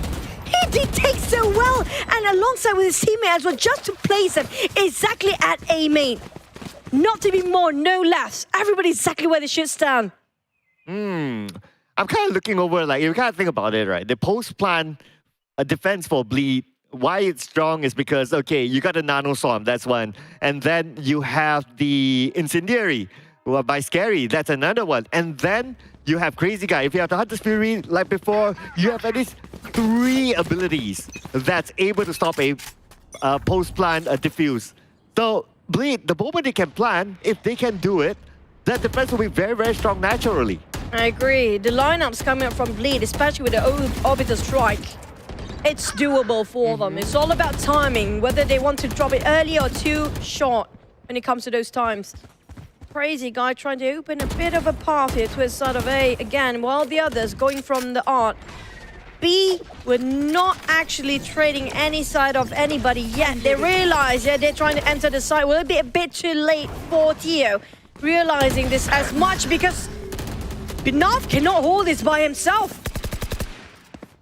Not at all. Another plan has happened. Let's remember they still have an orbital strike that can be used. But look at this lurkers there. Shiba got crazy, guys. So now they're alerted with the presence of someone else behind. Shiba. They're gonna go for the save with this op. There's no way they can actually try and trade it out. It's just too much at risk. They got the orbital strike even. It's so hard for them to do the retake here. I think Teo have to revise about not letting Bleed easily go in. The moment Bleed starts to get in there and go for post-blow, if they still have a lot of players, it's just so hard to shut it down. So I think Shiba just gonna save the op. The same goes for Redla. Because the lineups, if as long as Scary and Nav is still alive, there's no way for them to actually just retake that site for now. Yeah, hoping for exit frags at some point, but obviously because they had information, there's an operator behind, so they're definitely not going to make that move. And at some point as well, as long as Scary is still alive, because he has the orbital strike, that's how Teal cannot go in for the defuse. So the target that Shiba wanted was actually Scary. But because Scary's like, okay, nope, I'm just going to stay chill behind because I had the orbital strike. As long as we can stay objective, we get the spike exploded, we good. Loving how Crazy Guy just gonna go for Odin this time, and Darren got on one. That's gonna be the first contact. Darren trying to find another around the art area. Despite there's nobody in there, he don't want to venture into it just yet. He knows for a fact around Arbor, there's gonna be somebody there. So Darren taking his time, biding and just slowly, meticulously going into it. Inside of B, there's only going to be DZ guarding over that side. A lot of presence detection coming from mid, just in case they go through those double doors. But Bleed just improvise. And no, and they take their time. Darren just holding this angle and slowly cut down limb by limb. They do have the gravity well here. Brendan can just pull them off. Here comes a Nebula Smoke. Not pulling any wall, but Cosmic Divide being forced to use. There you go, Nano Swarm, Juicy just walking by it. And at the same time, Crazy Guy, he's just going crazy. Oh man, that Odin, just unstoppable. But DZ has an operator. Gotta be careful not to drop it though. Because right now, if he drops it, definitely next round he won't have an operator. So if only Bleed can take it away from them, they'll be huge. Oh, this way. Oh, he shut down a Crazy Guy. But replied, and that's it. They even pick up, I think they even pick up those ops just now. Jace is taking it. Switch hands. But it's going to be a new, different round entirely, whether the ops is there or not. But that's going to be it. Starting off a clean slate, A4 Bleed again leading the chart and leading the scoreboard. That was insane just now. What a game and what a response. Bleed, they know how to find flaws. You know, there's nobody in mid. Before they know for a fact there's nobody in mid, they go in where there's zero detection. Every single time they get into the site in early of the first half, they get into places without harm. B, A, mid, nobody's stopping them. There's no detection whatever. And now this time they're going to go for attackers. I'm not surprised if they can go crazier than this. But Bleed, if they want to go push in, they can. But Teo, a bit of a force trying to go in. They got almost the entirety of Darren. They're so close of getting knocked and just finish off. But it's still going to be the first round, so not everyone has full utils to use. And that's going to be the advantage that Teal actually takes. But the spike is not planted yet. Everyone onto B, including Bleed, and they're trading it back and forth. Forcing it to go into B hole. Trying to find a way to plant it just behind the box, but Shiba playing such a pivotal anchor. Nav. Scary is just too low right now. At the same time, Bleed do have more men. HP-wise, not so much. Enemy remaining. Redla 2v1, but Scary has 8 HP. Ooh. Trying to find Redla around the halls. Ring around the rosy they go. On tower, it's going to be the side of Darien. Oh! Just an elbow! not even a human. Maybe that was literally a hair strand out there. He just shot it through through those boxes. Yeah, nice wallbang there. I mean, that really took a lot of reflex. A big reflex there to actually pull that off. And what a great round it was for Bleed. And now they're edging towards the win.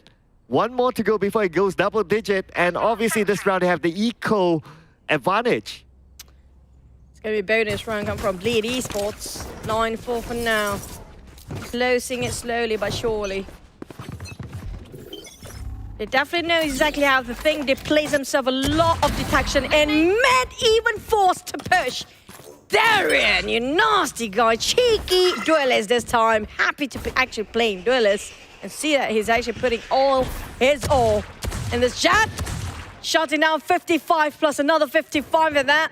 The damage output coming up from this Sheriff. Almost entirely chipped down on Redler. No healers. Gonna be hard for Redler to actually clutch this one out. Slowly peeking into the side of B main. And we big Sam, that's it. Whoa.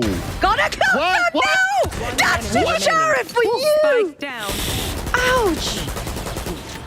That is a Sheriff, ladies and gentlemen. That was an amazing play, but at the end of the day, it's still going to be Bleed. My goodness. What a round. That Sheriff, with that distance, it has to hit in the first bullet. And this is going to be super difficult. That was Sheriff, not even an operator in B long. Imagine if they already got themselves an operator in B long. I don't think they even want to pick in B. And Teo, they have to improvise. They have to get really creative here. Try to go for picks. Try to go for kill for picks.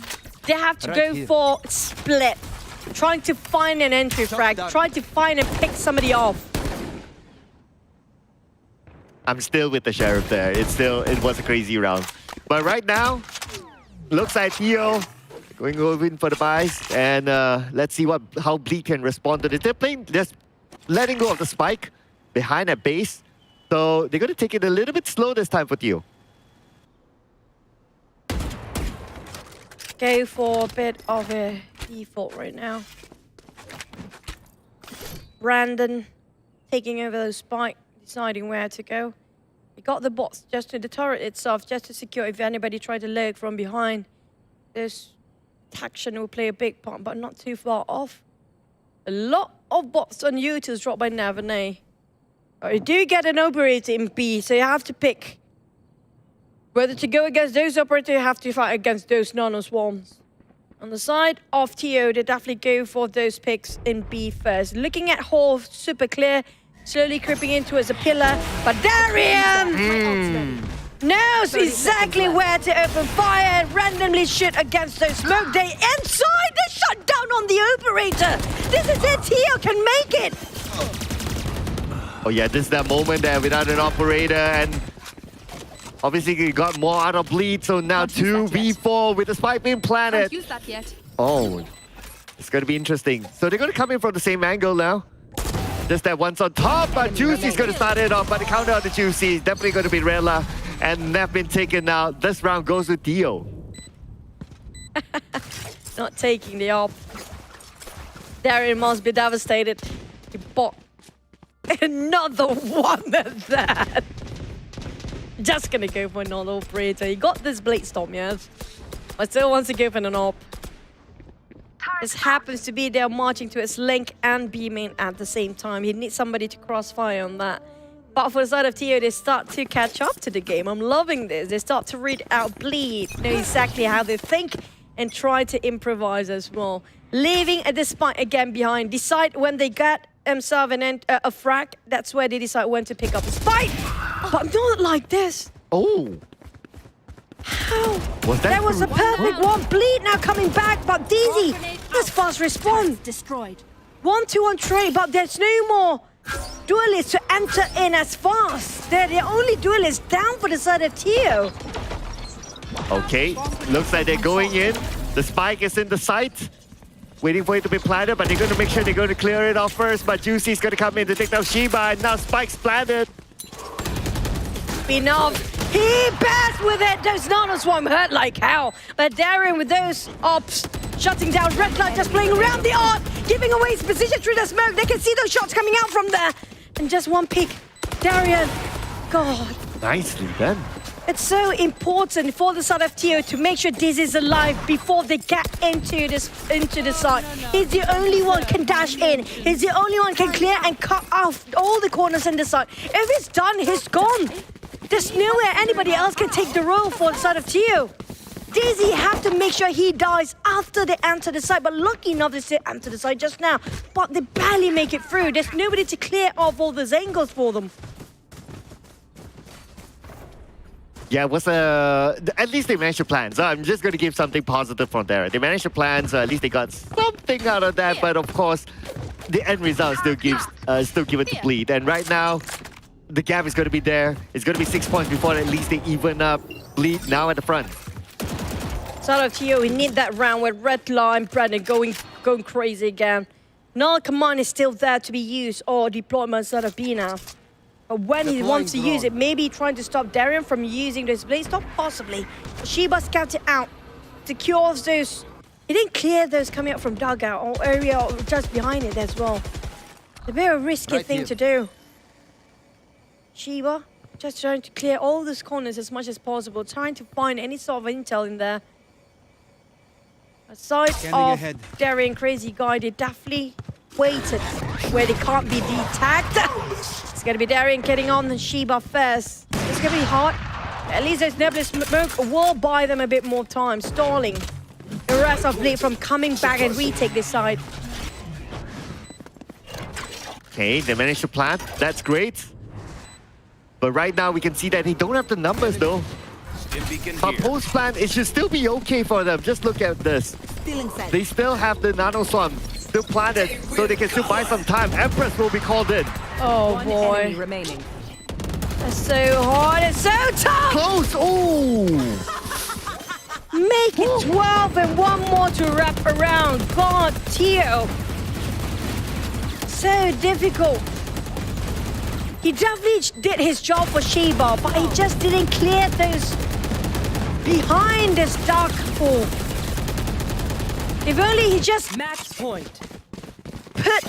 if only his drone actually detected that dugout area where Crazy Guy was, it's going to be a different story. Definitely they will pull back and not get into A.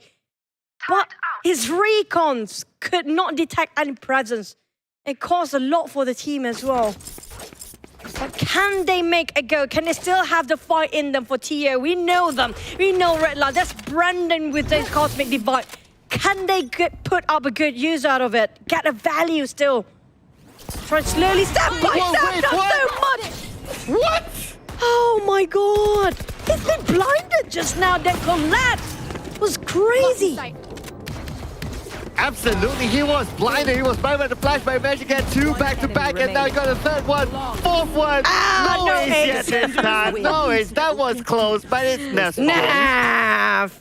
Nav, come on. It's not every day that Darren get to use a duelist. Just giving those ace, man. But it was a remarkable shot just now. That operator, he knows exactly where he was aiming for. That's specific angles. Just listen to the audio cue instead of his being blinded. He was blinded the entire time. Still got a couple of them got a 4 ever. Yeah, I mean, I can't really fault the opponent as well because they know that, okay, like the flash would have gotten it, but it was just pretty much game sense. The opponent did the right move, like, okay, flash, come out, but it's just game sense, and we saw he was blinded, so I would say it's no one's fault, but it was more of him with the game sense, with the right timing, getting two back-to-back. That is just next level play. I have to say, you know what, it's just the fact they only have one person. And the moment you know for a flash to work out with a Jan, you know they're gonna pick at the same time. But this is just insane. Coming up from Darren, it's just a lot of good plays this time. I mean, like, yeah, I agree. He should stop playing Sentinel. Give him duelist now after this, can you? Aside of Teo, we didn't see the best of Red Line this one. We didn't see the best of Brandon as well, but he did make a lot of play. This is one of the most made out by the side of Brandon. He gave them a bit of a comeback in the first half, right? Because of Brandon. He picked out, he did something extraordinary, but this Sheriff is just broken now. It's just insane play. I'm just admiring it from Darren, and he was the one who used the Sheriff from that long range, and he was the one who did that final operator moment. That was insane coming from Darren. I wouldn't be surprised if he comes out as the MVP this time. I agree. I mean, he's been pulling a lot of stuff down there. He's playing duelists, and we saw the intro just now. He's saying, "Let's start giving me Sentinels." But I love his duelists. You cannot deny that. He's one of the best out there in MYSG region. Coming up from Bleed is definitely their game to taking 14 first, because it just shows how aggressive they can get. How can they get in the nerve of Teo even? But Redlar still, I mean, like, Redlar deserving his MVP because of the last map even. He plays a bit unusual. But my personal MVP on the side of Teo, it's going to be Brent. Just because he take the courage to take up a bit of a chance, risk out his life to pick out. I think for me personally, for Bleed, there are multiple MVPs, but everyone, it's because like everyone plays their role, right? Like even for Nev, even for Scary, because of their utility usage, really helped the post plan when they were playing on the attacker side. It was just great. It was just amazing. Darren, yeah, I mean, not only the MVP through stats, but also he gave us a lot of highlight moments. The Sheriff at the B-Long, the operator, the flash operator, that was something else from Darren. Such a good player, formidable one. He can flex out between Sentinels, even sometimes if he needs to maybe be initiator, but he can definitely pull those duelists so well. And if you needed some strategy with the double duelist, he's the guy that you want to be in your team. But that's just a crazy run coming from Bleed. Can't find any flaws. Who can find them at this point? Yeah, it's going to be tough. I mean, they're on a win streak now. Whether it's their favorite map or not, they could still do it. So I don't know what's the answer to Bleed now. And so far, we got a 2-0 series. For now, nothing on the third map just yet. And we didn't get to see... what was the last map just now? Was it... It wasn't Ascent. No, it wasn't Ascent. I forgot what was the last map. We didn't even get to get there, so there's no point talking about it anyway. But speaking on the side of Bleed, this is like strong. This is just, I don't know. I don't know who else can fight them at this point. Let's hope one day these teams will surprise us, because next series do have a different team entirely. Oh yeah, absolutely. For the next series, we will be watching Toda versus Bikini Bottom Pratahouse. There you go. Bikini Bottom Pratahouse. The name is just a mouthful, ladies and gentlemen. Who come up with that name? I need to know. But because I need to know, we need to head into the break. I asked who is actually calling out that name. But see you guys after this break, because we have one more series to go. Be right back.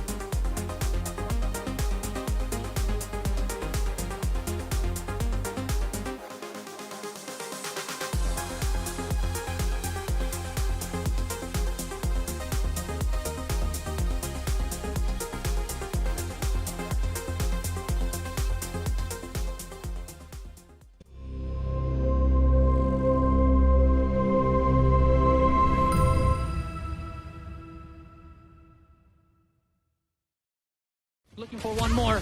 He knows exactly where Jeet is, but Jeet... He has to take it! Oh! Getting a little bit of feistiness. And with the shot. Freezes. The side decided that one more. Scary! But San don't care! San wants more! Oh, it's walking and move that. Vera picking up 3!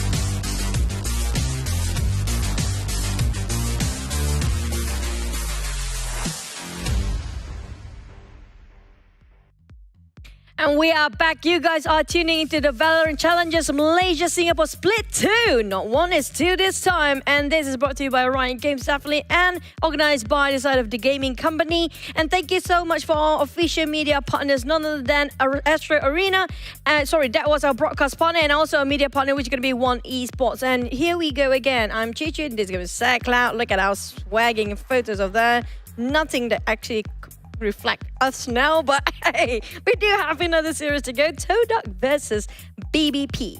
Yeah, that photo was at least 3 years by now. That's how. That's more than 3 years. That's me yesterday. Oh, that's you yesterday. That's me yesterday. Looking swaggy like now. Well, look, I hope our teams will look swaggy after this, because after this, it's going to be a closer match. If we look at the overall, they are neck to neck with each other. I agree, and this is the team that are actually in the same boat right now. They both scored 1, 2, 4 now when it comes to those series. Coming up from promotion, BBP. I mean, like, I don't know how they come up with this name, Bikini, Bottoom, Pratahouse. I mean, like, insane. But a bit of a story in it. They are the teams that actually ex-Yakiniku players, plus a bit of Kizuna, a bit of Bleed player. Who's the Bleed? He's actually subs coming out, Laxi, as the main roster. He was in sub the longest time, Laxi, and finally get himself a full roster on the entire different team. But between these two teams, who actually play better for their series? Yeah, let's introduce that logo. I mean, like, my God. Right. I can see something written. I see a lot of work in mustache. there. That's a lot of effort of Photoshop there. Yes. Something's written at his mustache there. I want to decipher the code there. I wonder what the code is. But you know what? The code is right now is that they have performing players as well. So Dan has been pulling off really, really big for him. He loves Jet. Regardless whatever map you give them, whether it's Ascent, whether it's Heaven, whether it's Lotus, he will always play the Jet. I mean, like, that's Zerl's job, right? I mean, like, Jet can navigate. Oh, when it comes to BBP, you do know for the players. That's to get into the lineups. We do have DX and Grumble, Josh, Cairo, and Shun. I'm loving this because we do know DX, he played so much, so good when it comes to those Sentinels. Sorry, for the Jet. And speaking of Jet, I mean, like, this never gets old with the Jet, right? Jet, not at all. Nobody can replace it yet. We did have those sort of a discussion back then when Neon actually came out, but no, Neon is Neon, Jet is Jet. But Grumble, Josh, Kara, and Shun, I love this lineup. Yeah, and there's a little bit of a switch of a lineup for them. So Cairo is coming in instead because some of the players, they had to serve a national service. Yeah. Yeah, so they're unavailable right now. So that's why we see a little bit of a shift of a lineup. But this will be the question mark, of course, as well. So Bikini Bottom Pratahouse, they... You have to say it out to hold. BBP, thank you. Yes, we gotta get used to this, right? We can't say the whole thing, especially when a lot of action's happening. They are currently on a lose streak. So with this sort of change, I do hope that it gives them a little bit more, how should I say, uplift because of the new lineup. Because we are not on the desk. So it is definitely going to push themselves, right? Today is a different day with different casters. So maybe we can have a bit of a good mojo for them. I mean, like, we want to take the credit if that happens. If it's not, maybe they are just on the lose streak. So you mean it's the anti-casters curse now? Yeah, we are. Why not? Okay, but I'll next, take that. we do have Todak. So far, we still have the same lineup. Aduka, Frost is Jeed, Kyle, and Sube. We do know these guys have been in here since the dawn of VALORANT itself. And they have been sticking their roster, not changing as much. Now, is that advantage or disadvantage? It will be shown when we head into the next series or the next map, or first map. First, speaking of Todak and about roster, right, Cloud? Is this a good or bad thing when you have the same lineup the longest time? Well, if you kind of think about it, right, then chemistry shouldn't be an issue for Toda. They've been together for the longest time. Yeah, there was some changes, but they were quite minor. And Aduka went out for a while to Orangutan, went around the world for a bit, and then now he's back with Toda, definitely popping up for them. One of the key players for Toda, definitely Aduka, Sube as well. key player, multiple MVPs. And you kind of think about it as well. I'm just going to put it out there, okay? Yeah. So Sube, he is the IGL for Toda. Yet he is still able to pull off the shots at the same time while getting the MVP. So this guy is also a really good all-rounder player for Toda. He is a big brain. Kind of make me miss the Doctor for a reason. He's exactly like the Doctor was. But speaking of Toda, right? The moment they add in Frosty, I think that was in Split 1 back then, a bit of a vamp coming out from Toda. Like you mentioned, they have minor changes, but not so much as if you compare with all the others. But so far, when it comes to Grumble and Kale, we do have the head-to-head between these two players. And so far, it feels like very similar for both players. Headshot-wise, you have to give it to the side of Grumble. This guy don't really whiff. Yeah, but the overall ACS does favors towards Kale. So they kind of trade off each other, right? So headshots, one, the other one. But look at the gap of the headshots now that I look at it. It's 16%. And overall, that's still, that is a huge gap there. Despite their KDA is like really, really close. So at the end of the day, of course, if in an FPS game, able to pull off the headshots is a big thing. So for him to have this bigger percentage, it just shows that for the side of Toda, it's important for them to try to take him down first. And for Kyle, the extra point that you can actually give it to him, he can actually flex a bit when it comes to his role. He can play a bit of initiator, he can play a bit of a controller, depending on what is required during that time. Side of Grumble, I mean, we didn't see much of Grumble when it comes to Season 1, right? Or Split 1. He only enters in when it comes to Split 2. We want to see how he progresses throughout the entire league or entire Split 2 to see if they can actually come up from promotion. This team, BBP, I mean, like, very catchy, yes, when it comes to the name. But when they play, are they catchy enough to actually take down on Toda? Now, Toda, if they lost this, if they keep on losing, it just shows that they need to work on something, because last season, they had a bit of a strong start, but middle season feels like they are exhausted, or they're just running out of ideas, running out of strategy, and start to dry out. When it comes to this season, it doesn't show as strong impact like we hope it would be. So it just shows that they need to go back and reassess what really needs to be fixed there. I'll give the flip side of it, right? Yeah. So newer teams are catching up to teams that have been there all this while. True. So like we can see so far, BBP, yeah, lose streak, but they still won. So it's not that bad. At the end of the day, they still have their wins. So it just shows that they are still able to be on par somewhere here in the VCT. But let's check out the map video here first. So BBP is going to start it off with a Lotus ban. I mean, like, we definitely want to see an Icebox before it get out. It might as well put it as much Icebox as you can, because you will not be playing that for the longest time after this. But Lotus thinking about Toda, who will they ban out for their veto map right now? Still taking a bit of a time there compared with the previous series. They are a bit faster, but Icebox will not be shown here. But I'm not surprised, because Toda, they don't really like Icebox. I can see that since even the Split 1, it's just not something that they want to venture in too much. But if you compare with Fracture and Ascent, they definitely love this one more. Yeah, in fact, both teams in this tournament so far, they have yet to play a single Icebox. So it looks like the streak is going to continue now. As Ascent now being picked up by BBP, they have played Ascent before and they got a win over it. KO, Killjoy, Omen, Jet, Sova was their pick back then. So let's see if anything changes. Whereas Toda with Haven. Yeah, but it's going to be an interesting one. There's Toda selecting this one if you compare with the side of BBP, but both maps require a lot of agents. Like we do know, Killjoy feels like a sort of a crucial thing here. Or you can go for, I mean, like, it's okay to go for Sage to block certain entries. But on the side of Split, Emperor will be next to be banned out. We do have an ending at Fracture, like I mentioned before. And this is going to be a bit onto us. I mean, this is going to be very comfortable for Toda. They love these maps. I think the same goes side of BBP, possibly. Yeah, they both played Fracture before, but unfortunately lost their Fracture games. But then again, it is a decider map, so we'll see later on if we do go there. I am liking the two maps.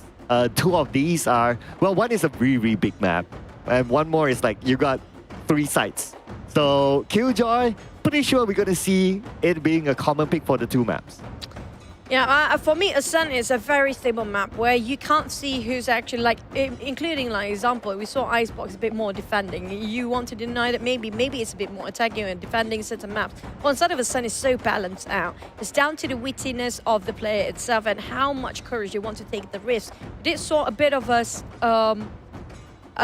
of how actually Blitz played before when they start to push, even Teo, when they were trying to take up the chances, try to force to push as deep as possible, even though they're defending. That's the kind of thing that you have to bring out when you're playing Ascent. Now, coming up from Todak and BBP, we do know both needed Killjoy. The Killjoy these days, I mean, like, can pretty much replace Sage in that sense. Before Killjoy was in, it's always Sage to hold those and fort away. But it's so crucial to get those KJ. Not just that, because it might actually get into mid plaza and just go back at the back and just backstab you from heaven to its A or B on the B. The B behind it. So on the side of Mirror, I think both are pretty much having the same agents, except for those Astro. Their control is a bit slightly different. I'm looking over like what they played before this, right? So the lineup that Toda has is the same agent selection as they had before this when they won their Ascent round. So, but for BBP, they're switching it up a bit. Before this, in that Ascent round, they played, which they won, by the way, they played a Omen instead, but this time we don't see an Omen. Other than that, it's pretty much the same. So Omen is being swapped out with Astra, and the rest of them, it's kind of like their comfort. So, yeah, showing some level of versatility here. Instead of Toda, they have played this map with this same agent lineup, meaning that homework definitely done by BBP. So they kind of would be able to guess like what Toda is going to do. Yeah, and at the same time, I'm loving how BBP are actually one of the teams that are coming up from promotion. And not just that, they are the teams that are actually under the radar. And they are the one that actually not having as much, having one of the most roster swapped. And we talked about the team that, well, BBP, we never had in Split 1, and they finally got it in Split 2, even though they were playing in a different team before. But this is one of the most overhaul we compare, right? The teams that are having very different background of players. I do want to see how the chemistry going after 3 weeks long on Split 2. Can they actually bring up their levels up there and finally try to find a contenders against Bleed? Because right now, Bleed is not shaking. Yeah, arguably BBP and Love. Two of the top overhaul teams so far. But let's check out this game. So we're going to start it off here. And looking at both teams, we kind of expect them to have a Killjoy here because it's such a big map. I mean, if you want to rotate in from B to A to B at some point, with time not on your side, it's going to be hard. So this Killjoy here is going to be really important to rehold the grounds, but Aduka starting it off. Trying to force the Cubby side, but Aduka holding Cubby so strong, there's no way in. They even push way deep. Player standing. Well, the Wow. Todak, they're defending like they're attacking. Not even giving any sort of way to pick out. They know this is a pistol round. Every starting off, nobody can shoot from afar. Take the angles from Cubby and push it all the way. Living with only Shen now for BBP. Trying to force himself out, but look at the force coming up from Toda. Really just playing aggressive. I love this from Todak. At some point, I was kind of confused, like who's attacking and who's defending? Because Toda really pushing through. I mean, it's gonna be hard. Oh, 3 crosshairs at least at that area. Not gonna make it out. You can sense how scared it is to just pick out. He knows for a fact all eyes want him. He's being discovered by these guys way early on. The moment I think Aduka just cut across this corner of Cubby, there's no way they can not give away his position at that. Todak, that was a strong start, a very aggressive one.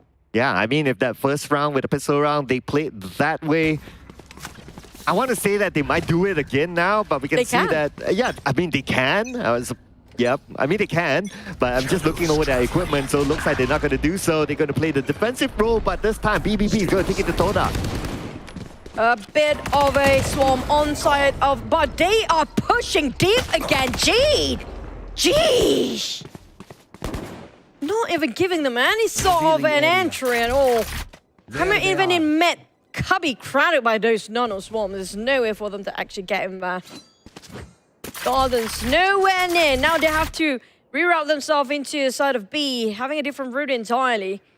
Sube waiting at the corner. Frosty's He's just waiting for somebody to pick out from those smoke, even Upcroft himself, just to dash, just in case somebody just starts to peek. DX and slowly approaching to the sort of mid, going to the side of Plaza, just into the market area. He heard footsteps from Sube. Goes. Oh, so close. Yeah, they almost got it there, but then again, that's not going to stop them from getting inside. And now, right, B is still got it though. They're aware of that, but the moment they take down Frosty Z, that is it. They're going to go in for the plan. So now pressure is going to be onto Toda. They do have the weapons though, but they don't have the manpower. Cairo will be anchoring on those coming out from the side of CT. And Cairo, here's the anchor, and he needs to make sure nobody can pick out. But it's a clean one coming out from the side of BBP. Lost two, one of their duelists, DX and Grumble, but hey, they won themselves without buying anything. That was a bonus round for Todak, but definitely lost a bonus round, not too harsh for them. Yeah, so they're prepared for this round, but looking over their buys, okay, they're going to still stay pretty chill on this round. So, looks like BBP still has somewhat the weapons advantage. We do see, okay, at some point I thought like, okay, are they going to go for too long range? But no, it's going to go up to Jeet. Gonna be a massive cubby here. I have a feeling of it. It will be. Recon's bought out. Detected some of them are actually staying around the market, but the one who will stop them is gonna be none other than Jeet again with the Marshal. Open up Nebula smoke. They can't pick out. The accent tried to find a way into mid. There's gonna be a couple of flash of Frosty. He just swings over the backside. Now Frosty's going in too. It's crazy. They're going in too deep. Giving a 2-2-1 trade, make it trade. Nice trade. BBP knows exactly, but Grumble too low. 10 HP here. Remaining. BBP. Enemy remaining. They counters. We're not done yet. We're not done yet. Aduka is No. we are not done yet. my Toda dream says is we so are not done stopping yet. that. Don't count your Nasty. chickens before they hatch. That was crazy. That was insane plays by Aduka.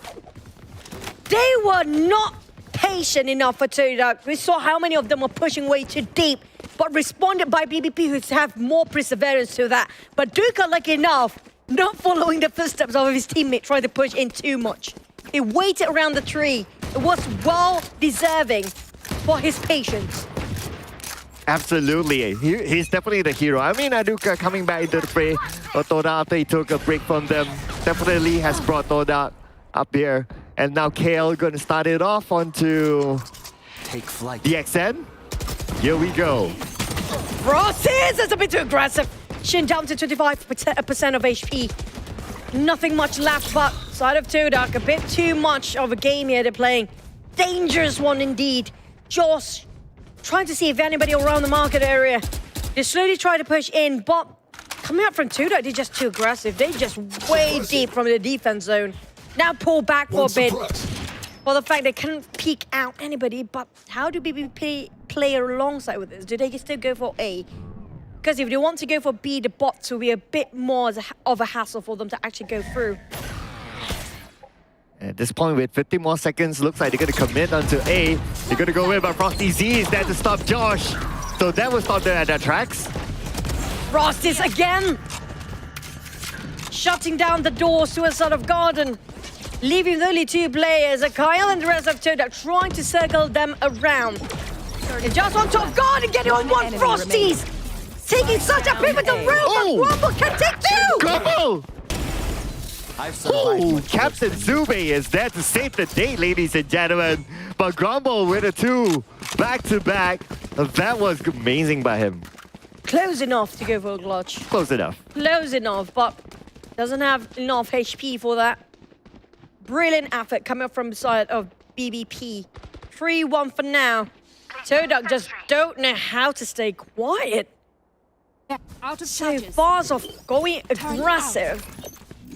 But this time, they pull back for a bit. They know, but you know what, we need to be a bit more patient. Wait for the push sometimes. They're just pushing way too deep, giving body after body, but they are doing it again. Look at how Giga push way into B. They're going in it. They're just going for trades now. They don't have a care in the wall. Oh my goodness. Is Toda still playing defending? I gotta retune myself. Yes, they are. And now Toda, they gotta retake back. The plan might happen anytime soon. They try to get back onto A, but now A full of players of PvP, but Teal will take that one. Still got the null command. Even the lockdown being dropped by these guys. It's going to be Cairo hoping for them to actually get on 1 or 2. But Cairo did so much work at the back line. Their post plan have been remarkable so far. All they need to do is play with the time. Shin heard the footsteps coming up from Haven. Now how do Cairo and Josh want to respond to it? He got one more. Shin, he knows exactly the last person is. And that's it. They were forcing it too much for Toda.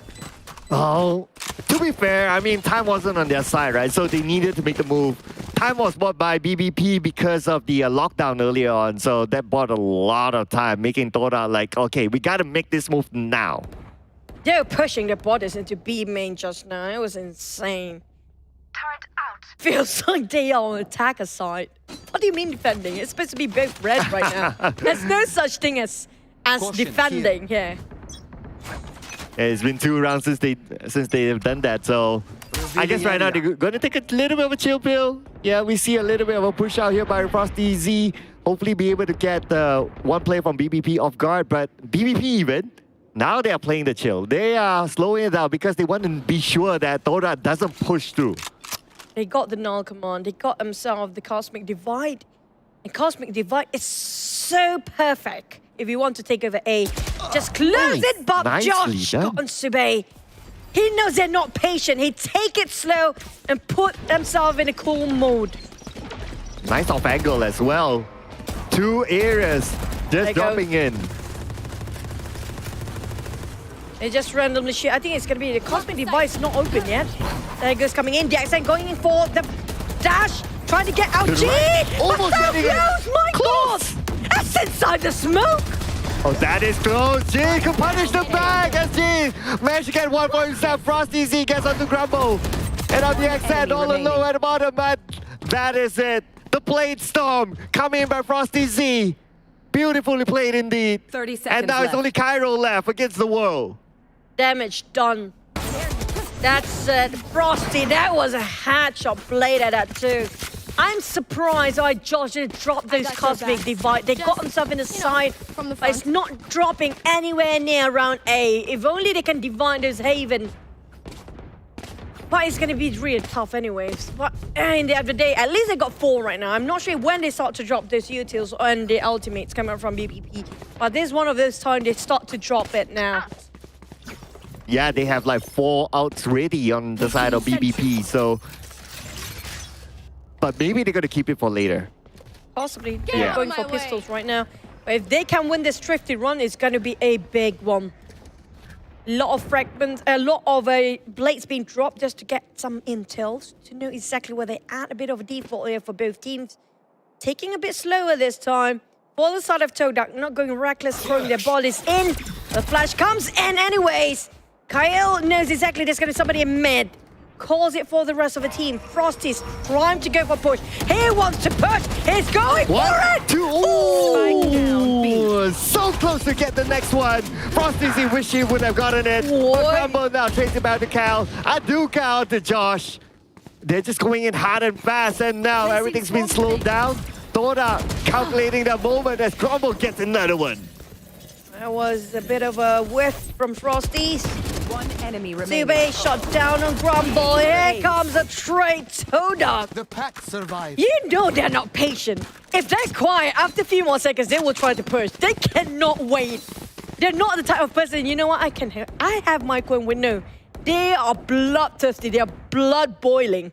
They need to shoot something. Yeah. I mean, like, if BPP, if they want to hold, they can. Just wait for the bait. Just wait for, you know what, Toda to start the push. Yeah, I feel that this is a very aggressive Toda, even compared to like previous weeks. So they are trying out something new. They are switching up their strats. And so far, it's working out well for them. Yeah, I love the scrappy plays coming from Toda. They just keep on getting under the skin of BBP again. Why? Duka, they're trying to rush it for BBP, but this is what Toda wants them to do. Getting into their heads there, forcing them to force push it. But here comes the Nazi MD, everybody's surprised. Already? This is it for Duka! God, no! Almost getting it, but then again, they weren't prepared for Aduka. I mean, Aduka, well placed himself. They might have guessed that Aduka is actually at the behind, but Aduka was actually waiting for them to show themselves. Nobody trying to check around the wall bang. Nobody trying to clear those first, and nobody tried to clear any corners. They don't have any sort of incendiary or any of snake bites, whatever. The only they have can clear the corners is going to be those nanoswarm, the shock darts, even grumbles, maybe fragments. But nobody's checking anything there. And the moment they start to force push, they'll be shut down because that's what Toda wants them to do, but it's a field for Frosties. Now waiting at A main. It's a big one. Can they get in? Detected on a couple of them for the blades. They know exactly where he said fragments drop. BBP now counters back. Cairo was more than prepared there, and now they have the numbers. Cairo, he goes in, gets one on the left, but then again, Kyle from the right takes two back. Kyle is just so well covering the corners there. Flash. The crossfire. What they really need. What? Still goes on, but it's going to be thrifty run. BBP, I'm loving this. They keep countering each other out. But Toda, if you notice, they got themselves in a clutch every single time. It's going to be an awkward angle they'll be standing. That nobody coming up from BBP tried to check them out. Nobody tried to check the corners. It's not just one scout. It feels like 3 times now. Well, I mean, when they enter, like Toda was like left and right, so probably was a little bit difficult there. I can say that I gotta give it to Toda. They already they set it up well for BBP to enter. But what I was kind of interested was in that round was everyone was at A main. Like everyone was just there. Everybody was looking at the left side. Nobody actually looking at the right side. But here comes Sibe, trying to find the positions. They do have still the Cosmic Divide not being dropped. Same goes for the lockdown. Even the Hunter's Furies, they're probably going to finish off Aduka's lockdown if that happens. They will not use the Hunter's Fury yet. For Grumble, where do they go for BVP? They know for a fact that Todak wants to push. Now they try to bait them out, even force them to use those utils out. Slowly start to invest a bit too much on the side of Todak. They're not that patient, we do know. Grumbles want to force them. Coming up from Aduka. So good. Well, if you can shoot like that, you have the license to not be patient, ladies and gentlemen. As Sube gets one for himself as well. So it looks like Toda really pushing it back, but the defense on the side of A is going to stop them from coming in. It's not going to be as easy as just walking by and say hello, but they will still do so. Aduka respond with those lockdowns. Have to wait and see, but it's going to be planting for them and going for a post-plant. But here comes replying and response. Both Killjoy dropping, but it will be response back on the side of Hunter's Fury. Shun will finish it off straight away, but the side of Aduka trying to force them out. They finish off by hand with those sprays, but Todak is taking this 3v1. I feel like Shun. They had that. What went wrong for the side of BBP? Well, I guess it was the lockdown that kind of like forced them to move. And then by that time, it was like, oh, okay, when they got out of position, Toda actually took advantage of it. And I really like how Toda, they actually come through like multiple angles. So with the force move from Toda with the lockdown, and then they got out of position with Toda coming in from multiple angles. I mean, it was well done by Toda. No, the thing is, Shun actually uses his Hunter's Fury to finish off those lockdowns. They don't need to rush at that, but they just caught off guard. Yeah, and that's why it's more of like just dispositioning them rather than really like clearing out the place. At least the Cosmic Divide still there. The longest one of the ults have been up there for the longest time. 7-3 for now is Todak taking domination, capitalize this map and having it really aggressive.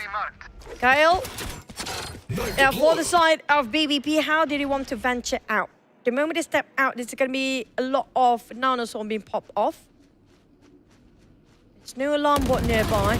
I definitely spotted out Frosty's taking on the axe, and this is going to be troublesome for BBP. They don't have the duelists to enter and clear those angles when they want to enter the site. Do they go for a rotate? Do they open up the Cosmic Divide? They have to figure out now. Yeah, they still have time though. But then again, they're letting time pass by. So let's see. Looks like the rotation might happen. We can see the spike moving across mid. And we'll go on to the other side, but Jin is there to stop Cairo. So now the spike, where is it gonna go? No way, Shun! It was a straight, not really in the same angle. He just casually kept his cool. But gets one more for Kyle. Finally, a trade. 1v2 with Frosty's down to 17% of HP. And Aduka just gonna help along the process with Josh. You have to plant, you have to open up Cosmic Divide, you have to go for defense, you have to go for post spawn by yourself. Still got at least a lot of HP in, but when it comes to numbers, they have to cross this Cosmic Divide. It's all about time now, but nobody willing to throw their body in. Here it comes. Frosty's is pretty low though. They gotta be careful that one time on it, that's it. Yeah, one easy spray. And he was prepared for it. He was prepared for it. No way! He was running as straight as it can be for Frosty, but Josh, what a big win! He wanted to use the Cosmic Divide for himself. We can see that, yeah. But that was well worth it. Well invested for side of Josh. And that was like what? Duka knows exactly where he's at, but his respawn, he just swings over. Yeah, I guess it's a matter of like split second, right? And split second comms that kind of like made the difference there. But yeah, at the end of the day, gotta give it to him. It was a great defense there with the Cosmic Divide. Here come again, Toda going crazy with those pushes, going straight deep into B main. Frosty taking on Grumble. The Accent waiting for them to pick out. They know they are thirsty for blood, but they fall back. This is the first time Toda is not investing in just two Reckless pushing in. Well, at least Toda and man, you get one, so that's okay for them. They'll be looking to get another one. Now the spike. Okay, now with that takedown, oh, it's going to be a question mark here how BBB is going to come in, but they're going to focus on the A spike is on his way. Bit of a killjoy scramble, but here comes Cairo win over Aduka for this killjoy fight. But for the side of BBP, they want to get into there, but nobody can stop inside Sube. They need to shut down Sube and finally a clear sign. They can plant now. But they will go for post plant, but can they go unscathed out of this? 2v3, but Frosty's, as long as he checks his corner, it's gonna be okay. He didn't check any of it. Cairo got it again. Down to Kyle, he almost got it, but BBP comes back strong. I love the fact this round, Toda, they know for a fact they're not willing to invest too much. Okay, we got one, we push, we got one, we pull back. At least they're not as reckless as before, keep throwing their bodies. But at the same time, the moment BBP got themselves to side, it's just so hard for Toda to retake them. Yeah, that's been the case for the two rounds that we saw earlier on. But now, I think Toda, maybe they'll be glad to like, okay, it's time to switch it up. They got the momentum for the two rounds. The post plan was great for them. Now with this switch, it's our turn to show it then. But at least now they are the attackers. So I feel like this is what they wanted for the side of Toda, right? This is their strength here. And if they can go aggressive when they're defenders, then now the attackers, they should be playing on their strength. Well, let's see if this will give them the strength for this round.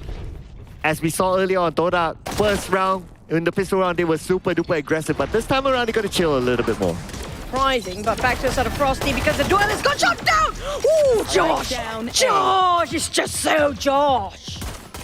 Oh, not done yet though, as Aduka is there, but they managed to take down Aduka, so this time the pistol round, the first pistol round, will be taken by BBP instead. Surprisingly, this is where they should not hesitate on the side of Toda to push in, but they were a bit hesitant. You can see they put a bit of a pause there before rushing into it. They were a bit like, you know what, never mind, not gonna get in there.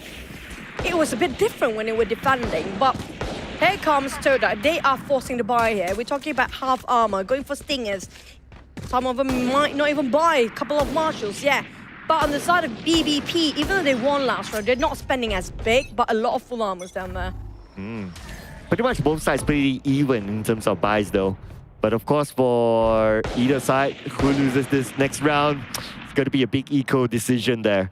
And now Toda, they're going to chill up a little bit. Despite they're on the attacking side, but they are They're taking it slow and chill. Just like how they were on the defensive side. Opposite from how they were on the defensive side, they seem to be playing like the attacking side, but that's okay. They want to find back their momentum because it's been a few rounds now that BBP won. They need to shut down those turrets first. They need to clear the turrets first. For those guys. There's an alarm bot in the mid as well, trying to go into the market area, but Sube tried to force it into it, but it will give away the position. There you go, alarm bot text, they know exactly where they at. Coming up from market, they have heavily guarded for BBP, breaking in. But Shin waiting at CT, but Frosty's Cairo will be the pivotal person to just make sure they keep them out. But Toda bridge in anyways. They're capitalizing over the site. Sube just coming up from his back line as well. This is troubling for BBP. Oh, but they managed to trade it back, so now they even up the odds 3v3. Let's see, can they get more out of this? But pressure's on the BBP. As looks like Jid is ready for that. Duka 34 pretty low. Nobody spot him out. But Bravo have top attacking B main. One more to go. Oh, Jid. Outnumbered. For Grumble is just outnumbered right now. Full life versus 3 with low life. Looks like the answer is going to be 3 with low life. Hey, it's still a lot of set of eyes. You can see only one spot at a time. The others can see 3 different angles. No matter how much HP you have. So it's the numbers game. But I don't know how many eyes that Omen has though. Maybe 3. Maybe even more. So like 2 eyes and 3 eyes from Omen. So yeah, just put it out there. Think of more eyes. Maybe he got eyes in his palms and feet as well. Who knows, right? Oh, yeah, we gotta have a close-up there one of these days. You don't want to see that. It's gonna be a nightmare, trust me. Back to us this round, 8-6. Todak's leading in the first half. But when it comes to attacking, surprisingly, they are taking a bit of a step back here. If you compare with defending, they're a bit more aggressive. It's sort of a topsy-turvy here coming up from the Todak. They're just not going as aggressive as they used to. But Frosties! Here comes Jackson, knocked down and finished off. And behind! It's gonna be the shotgun, please! Woo! Tripled down by himself. What a big play. Nicely done by the captain himself. And now the plan will happen. It's gonna be hard for Cairo. Cairo, he went in for the eco, so he has nothing. It's gonna be hard. But he might as well just go in. Cairo without classic, come on. You can do miraculous run here. Yep. There you go. I mean, like, that's pretty straightforward. Sube, he angles so well, those bulldogs. It's just crazy. You know, the funny part is too that the way they stand is those angles that's very awkward. That nobody can actually try to see out. Like example, we saw the wallbang early on, right? It's not exactly at the corner. He just slightly one step to it. They know exactly those off angles that nobody trying to, you know what? There's gonna be somebody there. No. Surprisingly, BBP is making the same sort of rotation and mistakes that we saw by side of Toda. Nobody checking certain corners. Well, I guess everything just happened that fast, right? So, yeah. I just like that split-second thing. But this time around, you know, taking it a little bit slower, focusing on the B, but all the utilities are there. Oh my God. And the BBP, they are ready for it. It is too scrappy and forcing in. Comes in. He got himself one flash, but checked out by Shin. Toda Sube. Wait, we done? Already done? And that was the fastest round so far. I mean, like, I saw one smoke and that's it. What really happened? That was too fast. I heard one operator and that's it. It's like, bang, we're done. Okay. Thank you. We're gonna go home a little bit earlier. I feel like this is like a bullfight between these two teams right now. Both are just headbutting each other, forcing these fights, forcing how to clear it fast, getting a bit more scrappy than always. It's just, wow. Nobody wants to be in the relegation zone, so they're pretty much fighting for their life here, Chuchu. I agree. Pretty much hanging on to their life. BBP, again, try to hold. They cannot afford to let Toda bridge in. They don't want to bridge in. There's no way to retake it back. That's the thing about Ascent. You cannot let them in. Try to stop and buy and stall as long as you can. Frosties, please tell me you're checking wine. Please tell me you're checking wine. Oh. Josh, he knows that someone's there. He probably heard the audio too. I don't think so. He doesn't. He doesn't know. You don't know, but oh, there you go. Josh, right moment. Two back-to-back. Beautifully done by Josh. That's going to be the wine part for you. That's going to be Josh shaking freaking wine at that backside. Sube got himself Hunter's Fury. There's only Sube and Aduka left now. 4v2. It's all about the numbers game. But can they outplay these guys with their wittiness? There's going to be Operator meeting and greeting the Axan round the garden area. Sube still squeeze it in. Shoulders. I mean, Aduka, big 30 man here seconds with a left. big responsibility against 4 from BBB. And we can see how they're pushing out right now. Aduka, time is not on his side. Nope. Yep. But the Operator is on his side. Yep. Good one. I like that. Oh man, the Axan, the moment he got himself his hand on those ops, now I think Toda have to figure out not to pushing too fast. They have to shut down those ops. They're even trying to save it now with those classics, plus maybe Marshals, even Spectres. I think Sube is forcing himself to buy this time with no sort of a shield on his side. Shorty on the side of Frotty, he got himself the Blade Storm, so it's okay. If we definitely expect the Blade Storm to be used. But are they going to play this hard and fast? Okay, we have the Blade Storm up, as expected, but B, well guarded. All utilities there. The Blade came up from Grumble. Shut down on those Half Drone. You gotta hate the KO when you're playing this over. But here comes the lockdown, trying to force them out of the site, but the Nebula Smoke will make sure that they will actually hesitate to make it in, but Frosties know exactly where. Subi shut down Shun. This is not great for BBP. They're losing man and losing their side as well. Subi's waiting. I hate this corner if you enter and retake this. Just so hard to see. Crossfire even alongside with Kyle. I mean, it was really smart from Frosty Z as well because of how the lockdown pattern was. And now he took advantage of that, giving the advantage towards Toda with the spike being planted. And Frosty Z not done as usual. Only one more left to go. Grumble, what can he pull out? But hey, Exit Operator gameplay. Exit frag, why not? Save the op and go for the exit frag. But they are hunting the heck of him down. They're being chased. They chase. Oh, he went. No! Oh no, mercy shown. That's gonna be the Operator down the drain. My God, that is a scary prospect. If you happen to be the player, Grumble, that's scary. Yeah, they definitely don't want him to save the Operator. That wasn't that only like, okay, it doesn't matter who it is. They heard the Operator, bam. If they didn't hear the Operator and maybe they don't know they have an Operator, then they're probably like, okay, we'll stay chill. We'll just ensure that all is okay. But because of the Operator, you're a target, my friend. This is exhilarating. Oh, we expect a lot of wallbang this one. It's two teams, both of them playing with the Odins. Not just Cheat, it's going to be on Kyra's side as well. But they got themselves the Hunter's Fury, yeah. The moment they got themselves the lockdown, they can actually just use the Hunter's Fury. But if they happen to be null and command to be open first, it's going to be the M. They do have a shot at winning this for BBP. Clearing the side with the Zeldrone, making sure nobody's there, but everyone is there. You know for a fact the Nano Swarms and the turret will be such a hurdle to go through. Going in as Frosty, but response coming from BBP. Here comes the spray of Odin. Never mind. Yeah, we'll keep that for a while now. As we can see the trade-off happening here. Grumble getting two back-to-back, but the trade-back's happening here. And now it's only... you blink and you miss it, ladies and gentlemen. Only one left for BBP. The Axan, is he saving this ops or not? He can actually go for the save. It's a bit tough, but there you go. Kyle knows exactly where to see. I was hoping Karu to actually pull that off with those wall bangs, but unfortunately they can't see him through first on top of heaven. It's just so difficult to see underneath there. This is a difficult time for BBP. They need to make sure they have enough for the next. Because Toda, if they're winning another round, BBP have nothing else to fight against them. As much as we wanted him to like save the Operator, I was actually looking at Aduka lurking behind. So even if he wanted to save, he went away.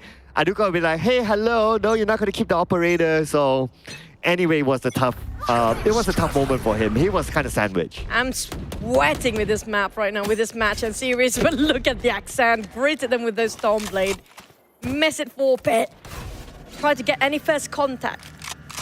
Todak coming in from mid. BBP, they'll put in a recon, but never mind. Just go straight into it. Dash in. Frosty's making an entry, but they're forcing it too much. We'll be okay. They have no clue if their side is clear, but definitely clear. Nobody's actually taking the side on BBP. Double's dead. Well, maybe they depended on the utilities, on the defensive utilities from Killjoy. But anyway, that gave opportunity to G to plant. And now with Toda having the plant pressures on the BBP, but they have the numbers, but not for long. The Nazi MD just know all the lineups dropped by the side of Cairo before, but Cairo still make it work. Here comes the Hunter Theory, dropping on top of Frosties, but Cairo, no! Still trying to survive. They made it. It was smart. I'm surprised. Toda, they get in with Nazi MD. Yes, there's definitely line that come from Aduka to drop it right in the side. But nobody actually trying to get in when that happened. They let it be. You know what? The Nazi MD, we have the time, we keep it cool. And that's what BBP plays at their own tempo, at their own pace. They're not following Todak craziness in this. I'm going to add to that, right? They still have the lockdown unused. They still have the Cosmic Divide unused. So it was a good round for them. And now they have the credits. They managed to even up the eco odds. Nothing left except for cheats. By himself, he can actually try to plant in a different angle if they needed to. But DXN dropping a big one on Carl. That's going to be the operator, speaks for them. BBP getting a bit of a lead this time. Todak have to fall back for a bit. Taking a bit of a chill pill, slowly coming in, but the smokes, here comes Frosty, already inside of the side. But BBP, do they open up the Cosmic Divide? No. Todak didn't check again. Naduka shutting down the XM. They are in the site for now for Todak. Frosty's, nobody's stopping him. We saw that Odin coming in. Never mind. No Odin. Yeah, shouldn't do have Odin. Well, anyway, Sube went in for the plant. They know. Yeah, they know. So how Sean is going to go in now? We can see Aduka one side, Frosty Z on the other side. So the moment he goes in, it's going to be sandwich. Same goes for the other side as well. So here we go. They're going to start it off anyway. And Toda, this is going to be their round. And we're going to go into match point next. Perfect crossfire on the side of Toda. But he can try to wallbang just now if he needs to. He got himself the Odin, but it's just too difficult because you know for a fact when you start spraying with the Odin, your movement is a bit slow, so you just easily come out from Frosty to just push in. So there's no other option coming out from the side of BBP. Now this is what I worry for them. At 12-9, lucky enough they got enough rifles to work around. They still got the Cosmic Divide, they still got themselves the lockdown, but the problem is can they utilize it? Just get a value of this because one round to go, it's done. Todak to have a wrap for this first map. I'm looking forward to seeing a BBP throwing everything this round because it is match point. It looks like BBP still with first blood onto their side, taking out Aduka, the big man for Toda. So with that takedown, they'll be happy that it's Aduka. So right now, a little bit of advantage, but let's not forget they still have Sube. But they're trying to lurk behind now, BBP. A bit segregated. Only two of them in place. One of them in A, another in Garden. But the thing is, the rest of Toda trying to just rush as much as they can. The moment they get out from this smoke, they go in with the blinds. They go for the rush. There you go. Go straight into the tree. And now there's one more person on the hell, but Josh being shut down as well. Toda, they're capitalizes this. 3v4, the odds against BBP. But can they outplay them here? Can they go to places where they cannot even think of? BBP, they have to use their best brain game out there. Yep, expected that the lockdown will be used. And now that will force Toda to move. Cairo in position to take down Sube. Frosty Z down as well. Two more left to go for the side of Toda to go in. But looks like they're going to allow it to happen. No. Toda. G, nah, that's not enough time. G got caught. Yep, there you go. No. One player standing. Oh. One enemy remaining. That was such a close one. That was a pretty much the thing that they need, those lockdowns. They cannot get near it. I mean, like one of the player, yeah, I think he's actually stayed in one. Barely make it in, but BBP, they got it. They still got a fight in it. That was a perfect timing of lockdown. But now they don't have enough. They do have still the Cosmic Divide, but at a cost. They only can afford half buys for now, half armor, sorry. 12-10. What's the side of Toda? They still can go for it. I mean, we did expect the lockdown to be used. It was the match point round, so Toda would have anticipated that anyway. So maybe they were prepared mentally at least. And now Toda wanting to take that home. This is going to start off by taking out Shun. And here we go. Toda taking the spike towards A. Oh, it's coming up from Khabib. Oh, they are here for the Khabib game. Very scrappy coming into Frosty's taking out on Josh, and there's a clear. They're gonna go for in A. Nobody's stopping them. It's a clear sight, and they shut down the door. All there is they need to focus on is gonna be the Haven. But the side of Toda, they have a 4. It's TV for the numbers against them, whatever it is. DXM close enough to being deafened. That paranoia just missed an edge. The Duke got shut down on those coming out from Cubby. Can DXM do this? Okay. He's going to be a big man if he can. Oh, now suppressed. And of course, being suppressed is going to be the weakness of any Jet out there. And without the ability to do anything, using your whatever utilities that you have, then that's going to be a wrap-up for Toda. And they will take home round 1. Oh, man. That was exhilarating. I mean, like, that was insane. These guys, I mean, we're sweating here. That's not a second. I'm not even going into a minute. There's not even a second of pause in that. These guys just keep on going each other. And I'm loving how actually BBP respond to it. You know, you want to fight it, you want to go scrappy, we fight you back. But the thing is, when it comes to aggressiveness, I do love Todak. When it comes to when they're defending, it's just crazy. But when it comes to attacking, they're a bit more witty. But BBP close enough to get there, but it's just a bit too late. Yeah, I feel that it has the yin and yang sort of thing, right? It's like, okay, one round, one goes aggressive, the other round, another one goes aggressive, and that's why you got like a lot of action back to back. Even if we look at from the highlights in general, it's like all of them is like just go in and in and in. I have to retract my statement about them not checking corners. It's not that they don't want to check corners. They don't have time to check those corners. Yeah, because you're like open side left and right. It's too much. It's just too fast. How can you check corners when this fast? I mean, like, can you swing 360 degree within like all the time and not miss any shoot? That's impossible. Now you wouldn't have the time anyway because you had to take down one person, and that's where we talked about like Toda was set up for it. Like they already opened like left and right of the door, so the most you can get it is like one side. Unless I don't know, you blind one side and then you go in, that will be a different case altogether. But if you were to just go in, the most you can take out is only one side, and the other side can counter back. Sweating while watching that play.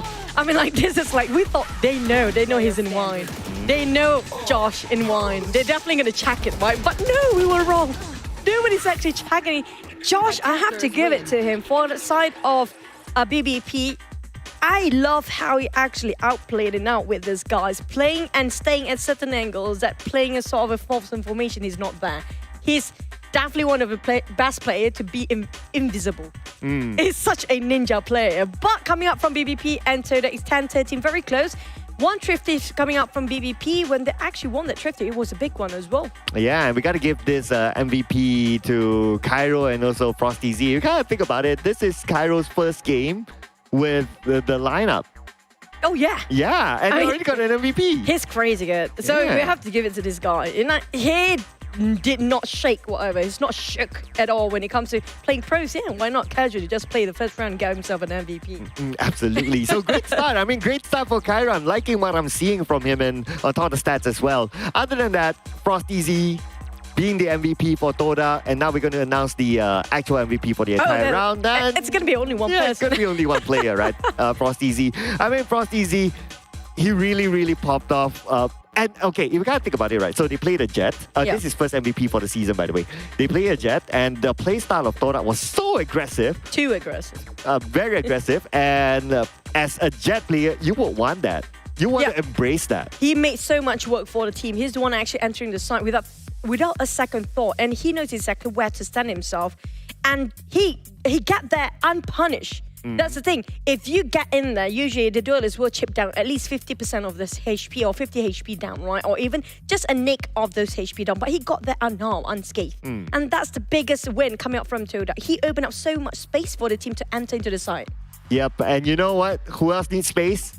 It's going to be us, ladies and gentlemen. So we're going to need some space. The players going to need some space as well. But you guys don't go anywhere because we got the next round between these two teams. Who will take over at the end of the day? Stay tuned to find out. My name is Sir Cloud together with Choo Choo. We'll get some space. See you soon.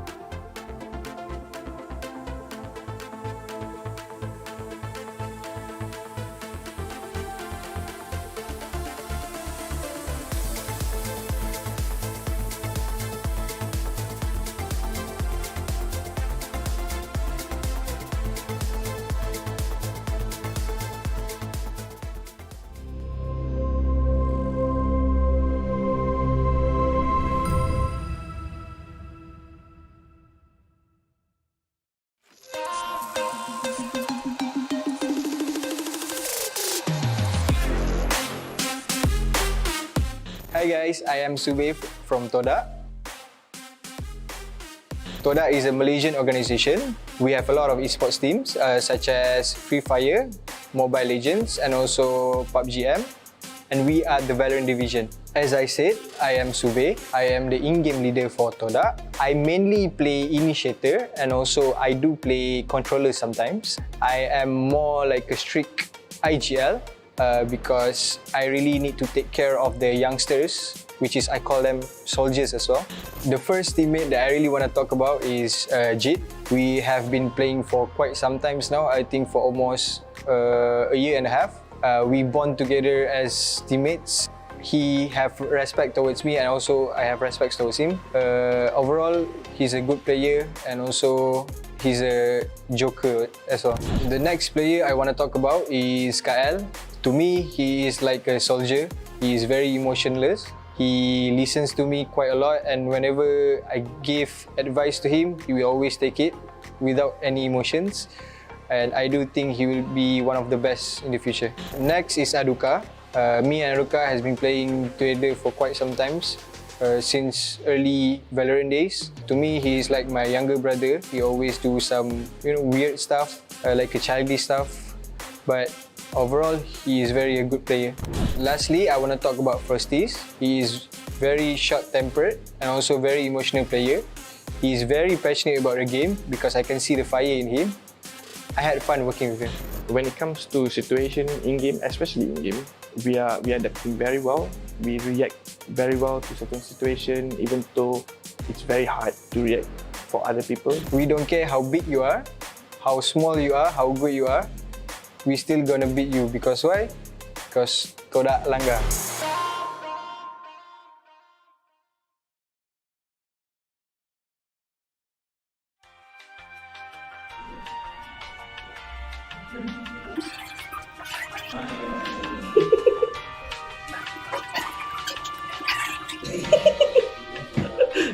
That's a fox, huh?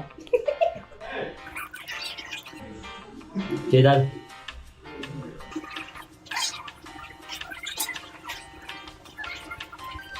I mean, it's not a sure thing in the general. That's all I can do. It's so bad. You know what? If you play win, lose, or draw, that's cheating by riding the fox there. Ladies and gentlemen, welcome back to the VALORANT Challengers Malaysia Singapore Split 2, brought to you none other than Riot Games, organized by TGC. Thank you so much to our official broadcast partner, that is Astro Arena, and our official media partner, that is One Esports. My name is Sir Cloud, together with a wonderful Choo Choo, and we'll be bringing you the story in the next round. No, the only thing I got from that drawing, do foxes have belly button? I'm thinking about it. I have never turned over a fox before, so I'm going to give the benefit there. Do animals have belly buttons? I mean, like we are human, and we definitely have one. But why did he draw a belly button in it? Cats don't. I can. But when they were kids, they do have. But you know what? We do want to know what else that they will surprise us. Let's head into what's happening behind the scene as well. 6 HP in the pool. Just trying to play around the time. Unfortunately, he does not have the bullet to actually get in the way.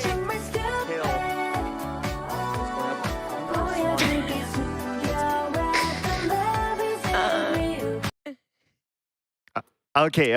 I gotta say this, right? I know Kale. He is a K-pop fan.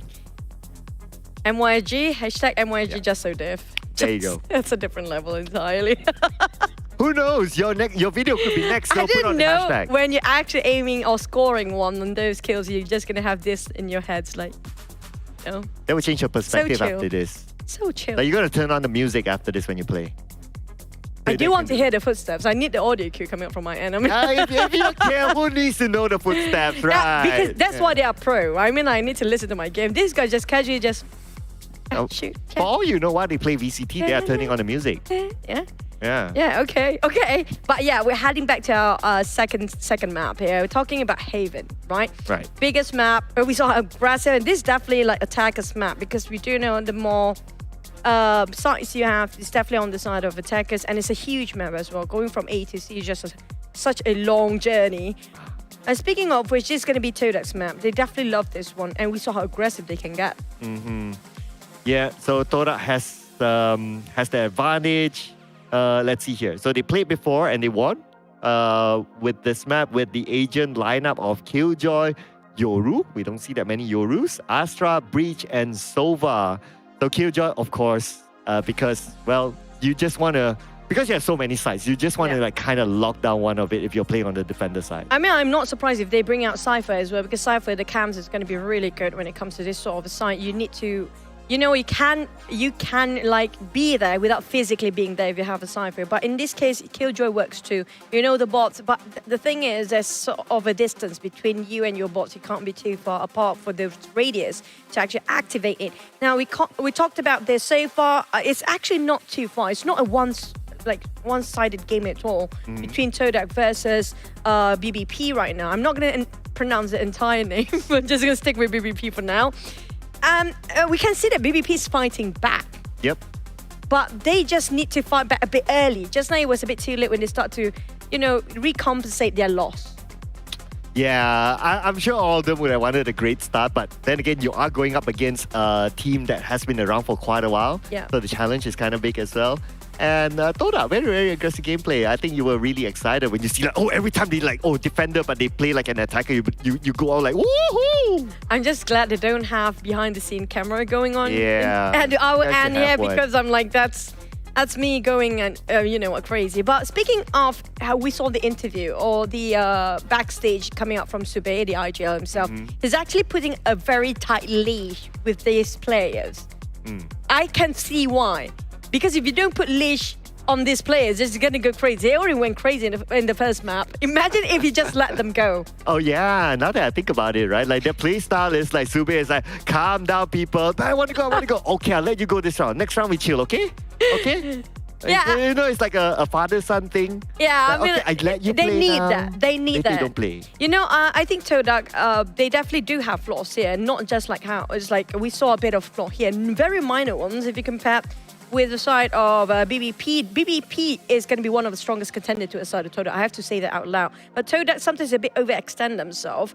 And it kind of remind me of how Dirkie joining in the international scene, right? Dirkie's joining in with Boaster. And we actually saw this interview with Boaster before. And Boaster said, Dirkie, if you're done with one kill, that's it, fall back. Don't push in too much. And that's what Toda has been doing. They need a Boaster in their lineup.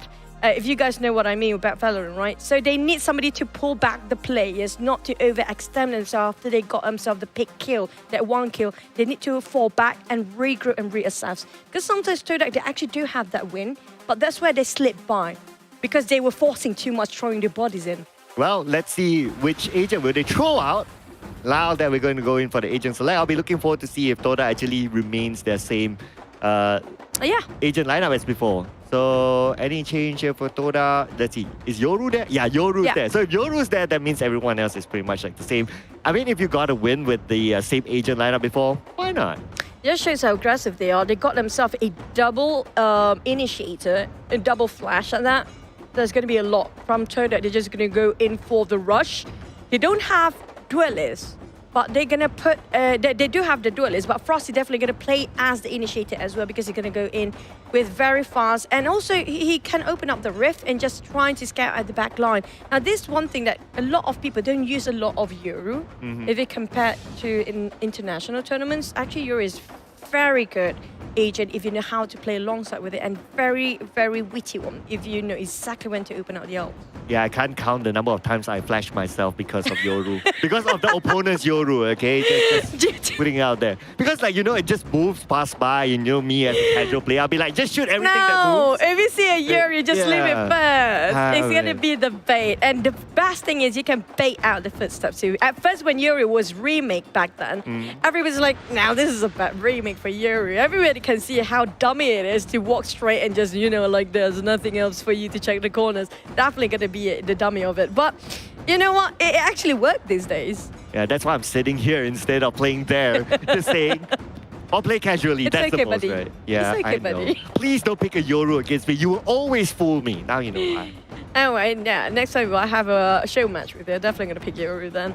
Yes. But yeah, we cannot Let's not wait. remember the show match, okay?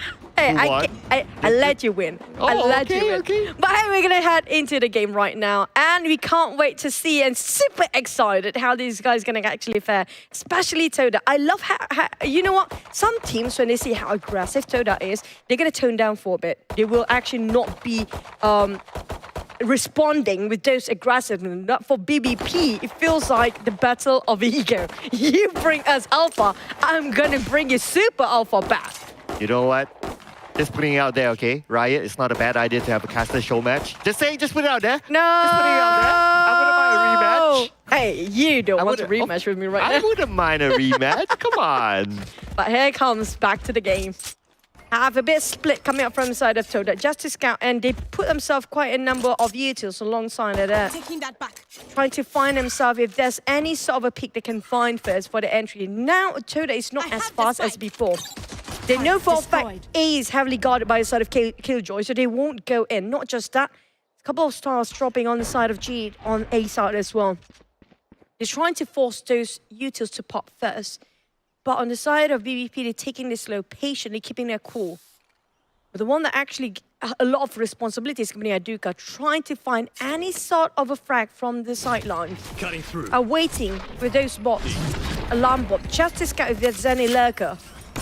Yep, that's going to be the fake out there, and yeah, they still take out the fake out, but it's okay. No big entry by Toda. Instead, they're going to go in for the rotate onto A. But Zube holding on the mid. Take it out soon. Can he get another one? It's going to be a lot of shutting down to us side. Straight going swiftly, moving to A. 3v3 for now. They scouted and just secure themselves in the side, but it's going to treat the angles entirely different. One coming up from Haven, the other's coming from short and main. Can they have all eyes covered here on the side of Toda? They want to go for post plan, but Cairo can't have a glimpse. Toda Frosty shutting down just under the howl.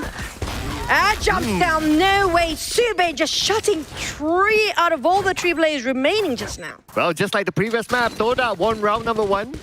So now they naturally will have the economic advantage.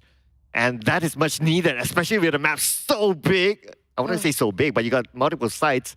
You want as many utilities as possible to try to bait out your opponent. Interesting. 1-0 for now. They're not forcing any buys for BVP. They know for a fact they can play patient, and they will play patient well. Side of Josh, saving for a bit as well, not spending too much. But a lot of stars being dropped. Even the spike is not being carried by these guys. Just to clear the sites first. Nobody guarding over C.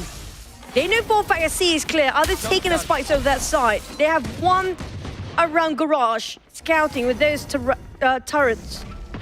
So they're just trying to force those utils out. He's baiting them to keep on giving those utils. I need to make sure your pockets are empty. Yeah, I mean, that's what they would wonder, right? But because they emptied their pockets, now they know that there's an entry point onto C especially, and that's why the spike is traveling there. Frosties. Time to... There goes, trading 1-2-1. Forcing a seismic charge. Kyle trying to stop anybody who's coming out from garage. They're going to go for the post plant, but they cannot get into C main yet. The long is just difficult for them due to the smokes coming in. It's 4v4. Kyle got himself a Spectre right across. Shutting down the accent. There's nobody dashing in already. Josh guarding over to side. Coming from the garage, and Link. Cairo can shut it down as well. Aduka's just so good at getting those angles. I mean, he really knows how to play the double doors. In the previous round, he did that as well. He just rinse and repeat again now. And that's not enough time. Definitely thought I could take home this round. So it's more BVP. Well, what exit frags are they ready for? Well, they still that is got one. At least one. At least one still worth it. It's worth for the side of BVP. Getting 2 out of 5, that's great enough. Now they're going to go for the rifles. On the side of Todak, just now it was a bonus round. Yeah, so looking at how Toda played the previous round, because they know that they have not only utility advantage, they have the weapon advantage, but it's not about the weapon advantage, it's about the utility advantage. The moment they throw everything out, they know that, okay, one side is clear, and that's how they move it. But now the difference is that BVP is going to have everything as well on their side, so they kind of even up the odds. So Toda cannot repeat the same process. I can Subo fish them out for those utils again, because that's what they did last time. Josh dropping those stars and making sure he open up the Nebula smoke, but here comes a flash coming in. You know that the moment there's Kyle in there, they will try to force in. They got a bit of a trade, but a bit hard for PvP, leaving only 3 players. Even dropped themselves. Oh, the Duka. That took a while, but it's okay. It's fine, and at least we can see that the spike has been planted, so all they need to do is just defend it from afar. Gonna be a-okay for Toda for now, don't need to force it. You have a control up to B area just now. Such control inside of Toda, capitalizing on C. Sube, maybe trying to find a recon out of this to see if they can get more out of players, but the XN Grumble, it's okay for them to go for the safe. Definitely can't afford to lose anymore. It's not cracking that 0 yet. Trying to just waiting around the spawn, but will they go for the hunt for Todak? I guess, yeah, I don't seem to be an aggressive push here by Toda, so they're just gonna let it go for now. If they do get, they get, then that's fine, but looks like they're not going all in. Maybe because it's not an operator. If it's an operator, maybe they might go for it. It's like not worth. Until it's operator, Just gonna hurt those pockets a bit more if that's operator. But on the side of BBP, it's gonna be a tough one. They need to figure out how their financial problem in the next few rounds of this. But we do have almost coming up from Chaos. The ultis will be up anytime soon. So they have to figure out how to stop him from living. They have to shut down on that bridge first.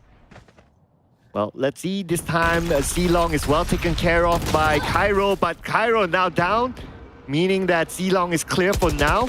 They just need the information because the spike is still behind, so Toda is still gathering it as Aduka, as usual.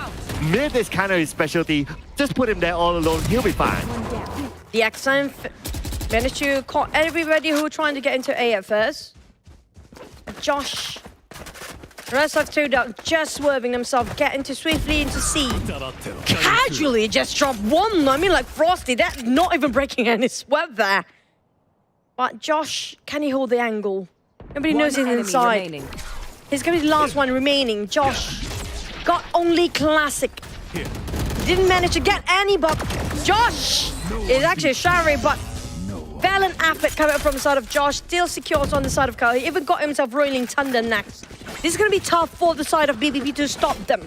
They got that Rolling Thunder, they got the fault line, they got the seismic charge or the aftershock. How to stop this? Shun at least can counter back with those Hunter's Fury, but will it be enough by stopping them getting inside? This is going to be easy entry from the side of Toda. Yeah.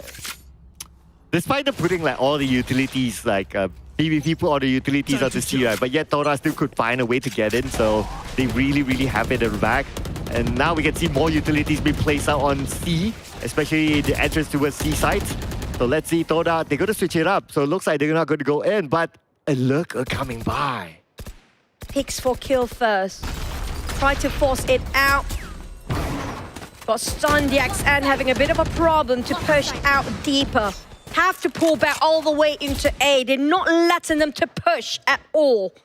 Todak knows how to hold their grounds. Exactly not going to overutilize their lineup so far. Still slowly moving into C. Thinking about C right now, but look at the lineups in C along the main area. Aduka trying to find a sort of a way into B and into Garage. That's going to be a bit more space for the rest of Todak to just take reign over C. Here it comes. Usual Aduka, the mid specialist. There's nobody inside. Okay, hang on a second. They're just going to go in, but Josh is ready there. But Jin is there as well to trade it back to Josh. And now they're going against each other. Toda only left with Sube and Aduka. This could be the first point for BBP as Aduka, the only man standing unless he can pull off a big clutch. That was smart coming out from BBP. Nobody got hit by those Rolling Thunder. And that was a big win coming out from the side of BBP. Yes, Josh was there, but he barely hangs to the corner. And the Rolling Thunder didn't hit any of it. Yeah, I do agree. He managed to somehow evade the Rolling Thunder. So I don't know if it's lucky or skills. It was a perfect one tiny spot there. Yeah, I think I have to give it to luck for that. He wouldn't know where the Rolling Thunder would have came from, right? Even if he knows, it's like too late. He would have Let us hunt. And not just Rolling that, Thunder, but yeah. The moment the Rolling Thunder actually goes into C, the others, including I think it was, if I'm not Shin and the XN was just barely entering there. Oh, Sube wanting to enter, but the XN was ready for him there. He knows. Has got quite a bit of clip on the side of Kyle. A bit one-to-one trade. The XM being shut down. Coming in with a blind spot.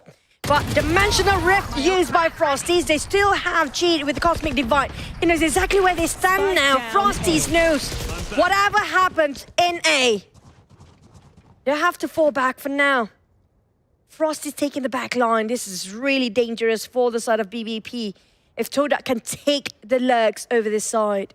I really like how Aduka really takes care of the back line. Like whether it's from the middle or whether it's from the other side, it's like he will cover the blind spots of Toda. And now Josh, with a wall bang on the Frosty Z. This is now down to Jid and Aduka. He's super duper low, only 3 HP.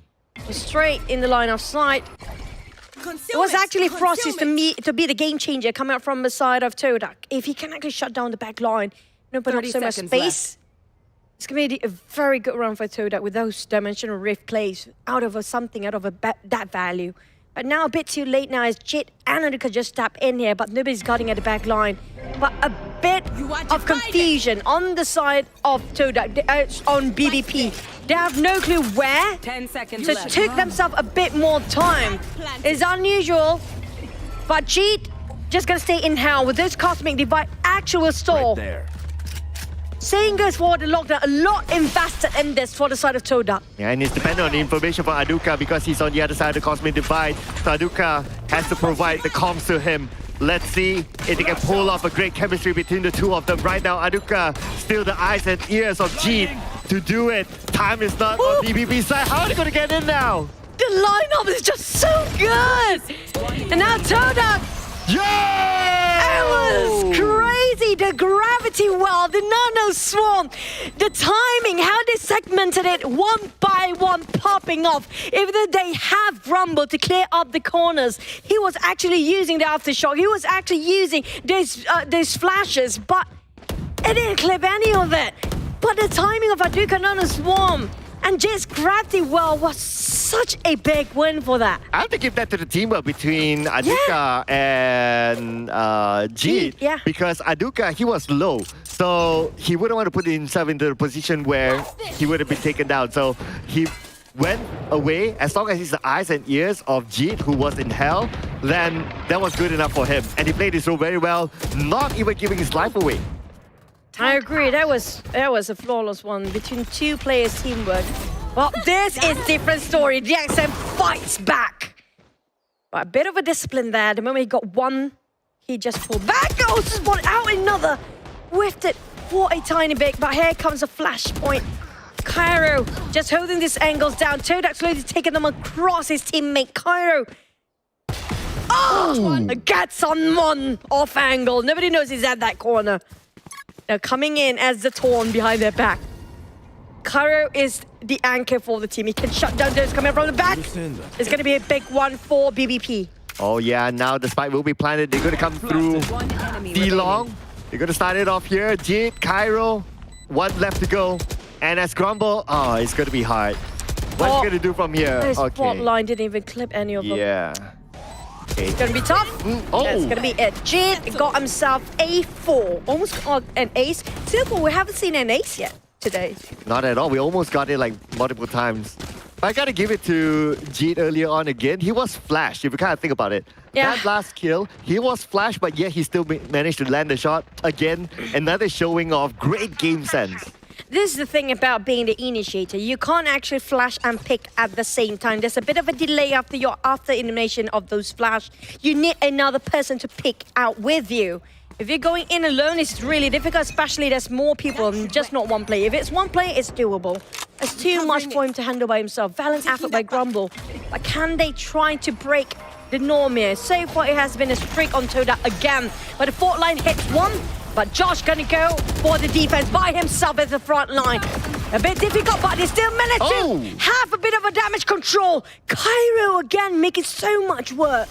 Okay, let's see if we can find the right angle, but it's gonna be Kyle. Ready for it, taking out Cairo. Can he get the second one? Almost getting it, but it was close. Grumble got it in the bag, but Aduka comes in from behind. Aduka, close enough. But it's just difficult. They got themselves an op here. They need to shut down Jackson. If not, it's impossible for Todak to actually pick out where you want to go. If you say, if the AWP users, there's no way for you to pick out anyways. But lucky enough, they're actually staying in the A shot. That's going to be DXN hovering around there. And that's the operator user on that side. How do they respond? They do have a Cosmic Divide for Todak. They can actually use it here. But they have the lockdown as well as the Rolling Thunder on Grumble's side. They can stop if they're trying to force in. But the thing is, they're focusing on C. If they want to use the Rolling Thunder, he needs to be there to stop them from entering. It looks like this time around, C is a little bit more guarded, but they're still good going for it. Every utility on the side of Killjoy will be activated right now, but they managed to get one. But they traded it back, and now Todak is clear for C. Here comes Rolling Thunder in, daze and stun, but still got shot to Grumble. Make a play with those Guardians and shutting them from planting. This is it. Finally, his hard work paid off. What a play! Rolling Grumble in. That was from all the way downtown. But, oh man, a little bit of a guard down there. Aduka took advantage of it. Always me, the last player remaining for Aduka. So much responsibility for himself. Can he actually clutch this one? There's two different angles entirely. The moment he picks out, that's it. Because Shun can push in. DXN definitely will give the cue. Oh, wow. This is where BBP start taking over this. Yeah, it was hard anyway because, well, operator, one side, off angle. You got someone else as well. I believe it was Shun, the last man. So, yeah, it was kind of tough for him too. But, yeah, value effort indeed. He still managed to take down Grumble, just to break Grumble's momentum as well.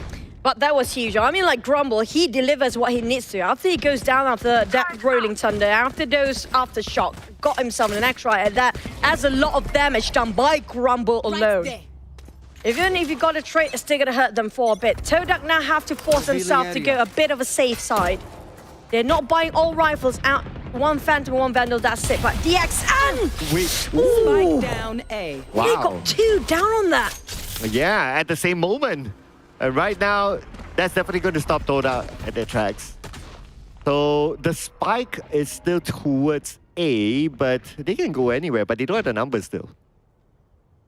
It's going to be a Duca just scouting out if that's any pusher. We do know for a fact that BBP is not as crazy for those kills. They would not leave their post unless they needed to. And there's no lurker coming on that side.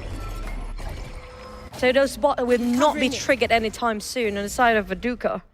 The thing is how to get past this. A lot of youth has been dropped down there. Sube being spotted out with those recon bots. Same goes for the side of Cheat. Scanning ahead. They have to rewrap themselves to get in a different angle entirely. Not sure whether to go for C or B, but definitely a Duca already cleared off B, but there's somebody behind the gong. Duca missed it! Right? Oh, man. I mean, to be fair, even if he clears off B, it's still going to be hard for them to plan inside of B because you're going to get surrounded. Yeah. So, yeah, it was tough either way, but it was valiant effort. Not going to lie about that. 20 more seconds on the clock. Definitely not going to save that. But Jit, taking on Grumble, that was a good one. It won't be enough time. Try to save it and get rifles along the way. It's still a big win and got an active frag. Why not? But they definitely hurt him. If he shut down on this ops, it's going to be huge. But never mind, Diaksan. That's going to be audio cue coming from that. It's too near for him. I mean, like, that's close. Still, good effort. They were a bit safe there instead of Todak. So this time they're going to go for full mod. They got quite a number of utils. They got Rolling Thunder, Hunter's Fury, the Lockdown and Cosmic Divide. And very soon even Frost has got the Dimensional Rift. Now, previous Dimensional Rift, Frost didn't get value out of it. I just hope this time he do actually get. But on the side of BBP, I'm loving this. They're just really so good and compose themselves from not extending those position that they're at. Not playing as how Todak plays them to play in the last map. Yeah, in fact, if they can get this win, they're going to break the record for the win streak in this map. So let's see if they can do it because Toda is definitely no pushover team. And right now, BBP looking pretty good. They are balancing it back up and they have the momentum. This round could be theirs. It's a fake. We do know it's a fake and Frosties. The moment should have been fire. He got bluffed. Time to jump. He was actually being scammed by those. It's going to be a big win for Frosty at first. They do have all ults online for them. 2 more rounds to go. We will switch over. Cairo managed to shut down an Aduka. That was a sharp one. Yeah, with a wallbang. And that takes out Aduka. Aduka normally takes care of the mid. So now they know that, okay, double door is definitely going to be clear. Garage is going to be clear. They can enter through there and see planet. So they have a few options still.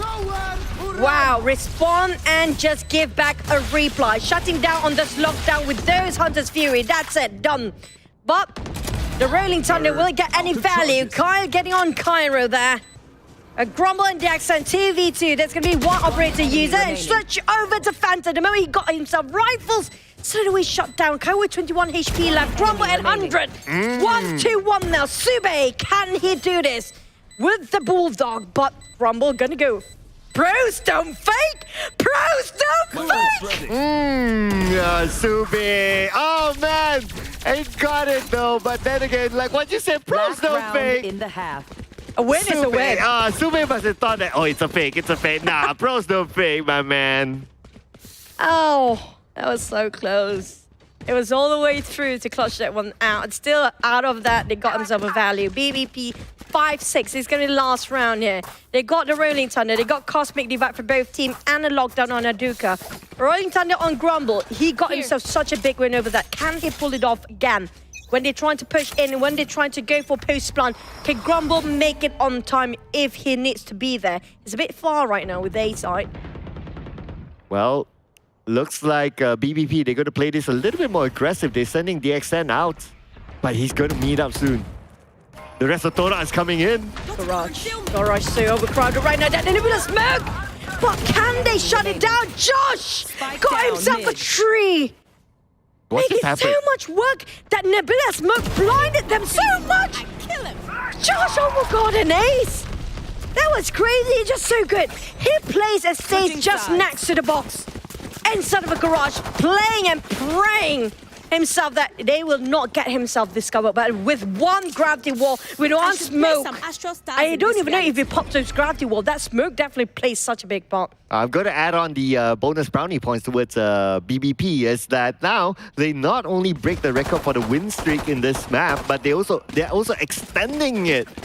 And now it's like, what, 6 wins in a row for them? Doing very well. I agree. I'm loving how BBP have to offer us to us today. That shows that they have so much fun in this. And this time, Toda going for defense. And they love aggressive. They weren't acting as aggressive as we hoped they would be in attacking. But they're more aggressive on defending, usually. Okay, let's see. Because now the tables have turned. Both back to a pistol round. And Todak's turn to defend this. Trying to go for short and make it out to a side of A main. Only one person we put into short. It's going to be Shun. Well, here comes the axe and shutting and clear off all the side away and make sure they have the space. Duelist done his job. All he needs to do is just keep on living, but it's okay if he goes down. A bit of a trading to do. Jeet and Aduka down to 2 players versus 4. Bit of a difficult situation for 2 players left with 2 different places.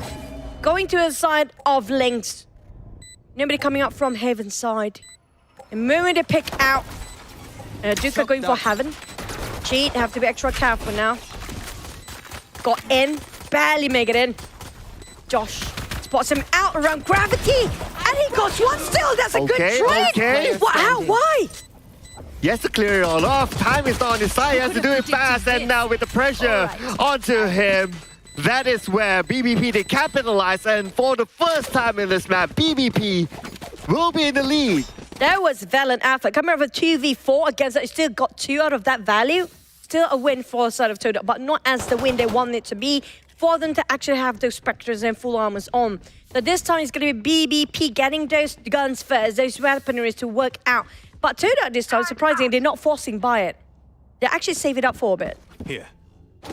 Oh yeah, interesting. So they're gonna, I wouldn't say let go of this round, but they're gonna let go of the eco for this round. That's going to be the case. And with BBP, with the weapons on their side, they're going to be really confident. We can see them starting to open up onto A short, A long. They got it. Coming in with aftershock, plus another flash down. While Aduka actually hurt himself so well with those corners, they cannot flash him out. Oh no! Reload! Wait, why? No way! No! What? The timing on the... Yep, I guess that's what happens if you like right-click, right, and your bullets just fly that fast. Boy. And happen to reload in front of your opponent, so... Both are reloading at the same time. It was crazy. But right now, Todak feels like they're losing the momentum. This is going to be a bit troublesome. But at least this time, that was a bonus run coming up from BBP. This time, it's going to be a full buy of Todak. Can we see the real thing coming up this one? Okay, yep. I think this is where a lot of viewers, fans as well, will be anticipating like, okay, the previous round was an eco round for them. If we were to see the best of Toda, it will be this. But right now, can't deny the win streak for BBP. They have the momentum. Yep, trying to shut down on those garage entry, but they got in anyway. Toda struggling to make sure they can't breach in. A bit of a trading done. Aduka hold on his ground to a C, making sure they can't even pick out. But will it be enough? Only Aduka trying to hold down this area by himself. Still inside of a garage. He heard those reloads just now. But the post plant already begun.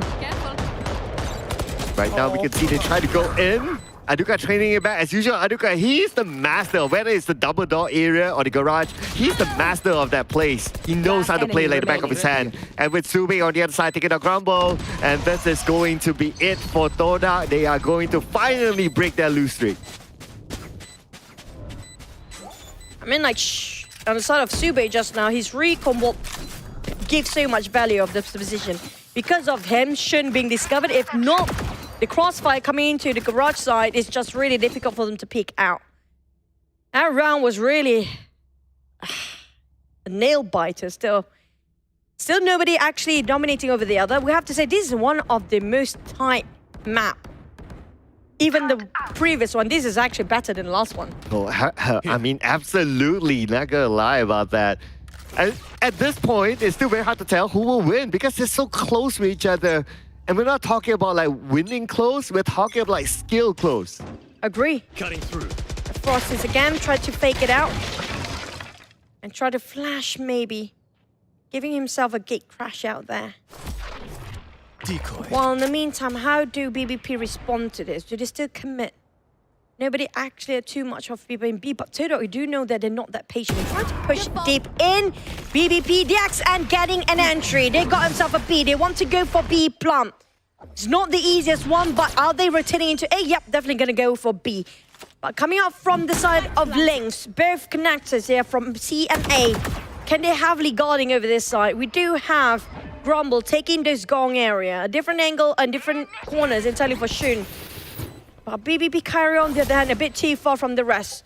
Trying to be the lurker and maybe being shot down by Todak. Now Todak, will they have time to take this away? Oh, first time we see a B plant. But time looks like they're trying to fight it. They're trying to find time now. Dubé, he goes in, Jit takes it. And it's going to be Josh alone. And that should be enough time for Toda to defuse. And now back to even odds, 8-8. It's just so difficult to defend on the side of B in that case for these guys. It's just almost impossible. With those controllers goes down way too early, especially Kyra is not there.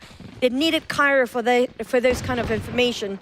Especially with two sides differently and coming out as a full team as well. Todak, retake that successfully, well done.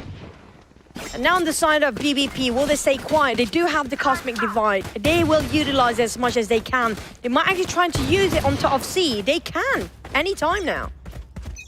Well, let's see if they will do that. So far, not yet. So right now, BBP, they're going to go in for the aggressive. They have the Blade Storm, so definitely they will not want to waste it. Blade Storm goes in first. Getting on one, got a value out of it, but 1-1 for Sube! That corner is just, And back to the side of Aduka as always. Here comes the Rolling Thunder. Block out Aduka, falling all back, retreat. But Grumble still got a shotgun! Oh, you are done! You can't go for shotgun, why not? Well. Not even the Rolling Thunder is going to stop him. And now Aduka is going to come in. And that is it. Kyle from the other side. Aduka, despite him being hit by the Rolling Thunder, that doesn't stop him from still getting that kill. That was amazing by him. That was such a good respawn coming from. He knew for a fact there's no his aim gonna just get on the spot, go for something with a larger radius of that, just switch over to Shorty. And now on the side of Cosmic Divide, still not been dropped, but the moment they drop those lockdown, they will respond back with Sube's Hunter's Fury. So they have to bait out this Hunter Fury first to drop on those lockdowns. But at the same time, the Rolling Thunder didn't even make it work. BBP start to fall back into a corner now. Will they try to force this again and try to go for the rush? Feels like they are doing that. Okay, yeah, it looks like it's going to be a rinse and repeat for them, but this time no Blade Storm, so they could go and hard and fast. And the plan might happen really soon. Toda is still making their rotation, making their way onto C. Oh, the Hunter's Fury baited out quite early, but Sube shutting down on Shun. Here comes another. They can drop those lockdowns now, but Dimension's Rift will force them to actually pull back for a bit. Oh, he didn't make it. On the side of Cairo, still have those lockdowns, but he's the last remaining member against Kyle. 1v1. Ooh, and he is there. Beautiful. He was flashed anyway, so that's why he couldn't react as fast. And that is where Kyle took it back. If they have one more, then maybe they can shut down Kyle. Because if you're fighting against an initiative with those flashes by yourself, and you have to be a sentinel and not a duelist, it almost feels like impossible unless you know how to outplay them and playing very sneaky. That was just tough. Now 2 times in a row, feels like 4 runs in a row, Todak winning over that. And this is gonna starting to slowly hurting BBP. Yeah, 4 diffusers back to back. So I think that with that 4, with Toda able to take back the post plan, so meaning that BBP might want to take this a little bit slow, but they're gonna switch up their strategy. They're gonna look at the mid. But yeah, as expected, it's gonna be a bit slow for them because of the 4 back-to-back diffusers. Going as a fighter, not pushing with any lurkers around. BBP need all hands on deck. They're not willing to, give somebody to go out of their way, go for lurking. Box placed behind just to make sure there's no lurkers coming up from the side of Toda. They do know for a fact Toda is super crazy aggressive. Forcing B again, going in from B. Do they want to commit to B still? The Rolling Thunder not hitting anybody to just now. But here comes a drop. Asube still getting on one. Nobody's checking on Gong. I'm surprised. The same thing happened here again. Asube go in unpunished. Nobody checking the Gong. Well, I guess they were really focused on everywhere else, but it just so happened. But if you kind of think about it, right? The moment, like, maybe they want to take that time to check the Gong, and then it's like, okay, Sube came in from A, and then from C as well, because we were focusing on the Sube. From C as well, actually came in. So actually, all three directions, they were kind of surrounded. Yeah, that's true. But it's just... I'm surprised they got in there first, but now there's a lot of utils can be used on the side of BBP. But can they actually make a use out of it? 11, 2 more rounds for Toda. Lesser pressure behind their backs. Cairo got stunned quite a bit. They knows exactly where Frost is, but they have no clue. Is it on the left or the right side? He's definitely in the long. But somebody's in the short area. Respond back with an after shot. Coming in from BBP. Frost is so good at it. Oh, how did he even spot that out? That was amazing. Thanks to the wallbang as well. Luckily, something like that exists. And he managed to get that, but now a little bit of a trade back, but still it's Toda having the upper hand. DXN didn't even try to, he can't even deliver yet. He can't get in the site to clear the site for the team. Nobody trying to go for the entry. And slowly, one by one, be picked up by Todak. Kyle makes so much work. The crossfire was insane. Todak, one more round to go. And BBP, they didn't use any of the ults first. This is where they want to drop it now. They can't afford the accent to die out if they not even get into the site yet. That was a great catch by Frosty. You have to agree, it was insane. Okay, this is a worrying round for BBP because just look at their weapons. Right now, everyone's just forcing to buy whatever they can. And it's match point for Toda. I mean, eco-wise, look at the shields. Some of them don't even have any. BBP, they have nothing to lose now. They are forcing themselves to split for a tiny bit just to see if Grumble can just stun somebody out of there. Coming into us, that's going to be a recon from Super. It was a perfect timing. Shutting down on Cairo from Garage. Ava got himself his outrun. Oh! Grumble taking on Jet. That was just a glimpse of it.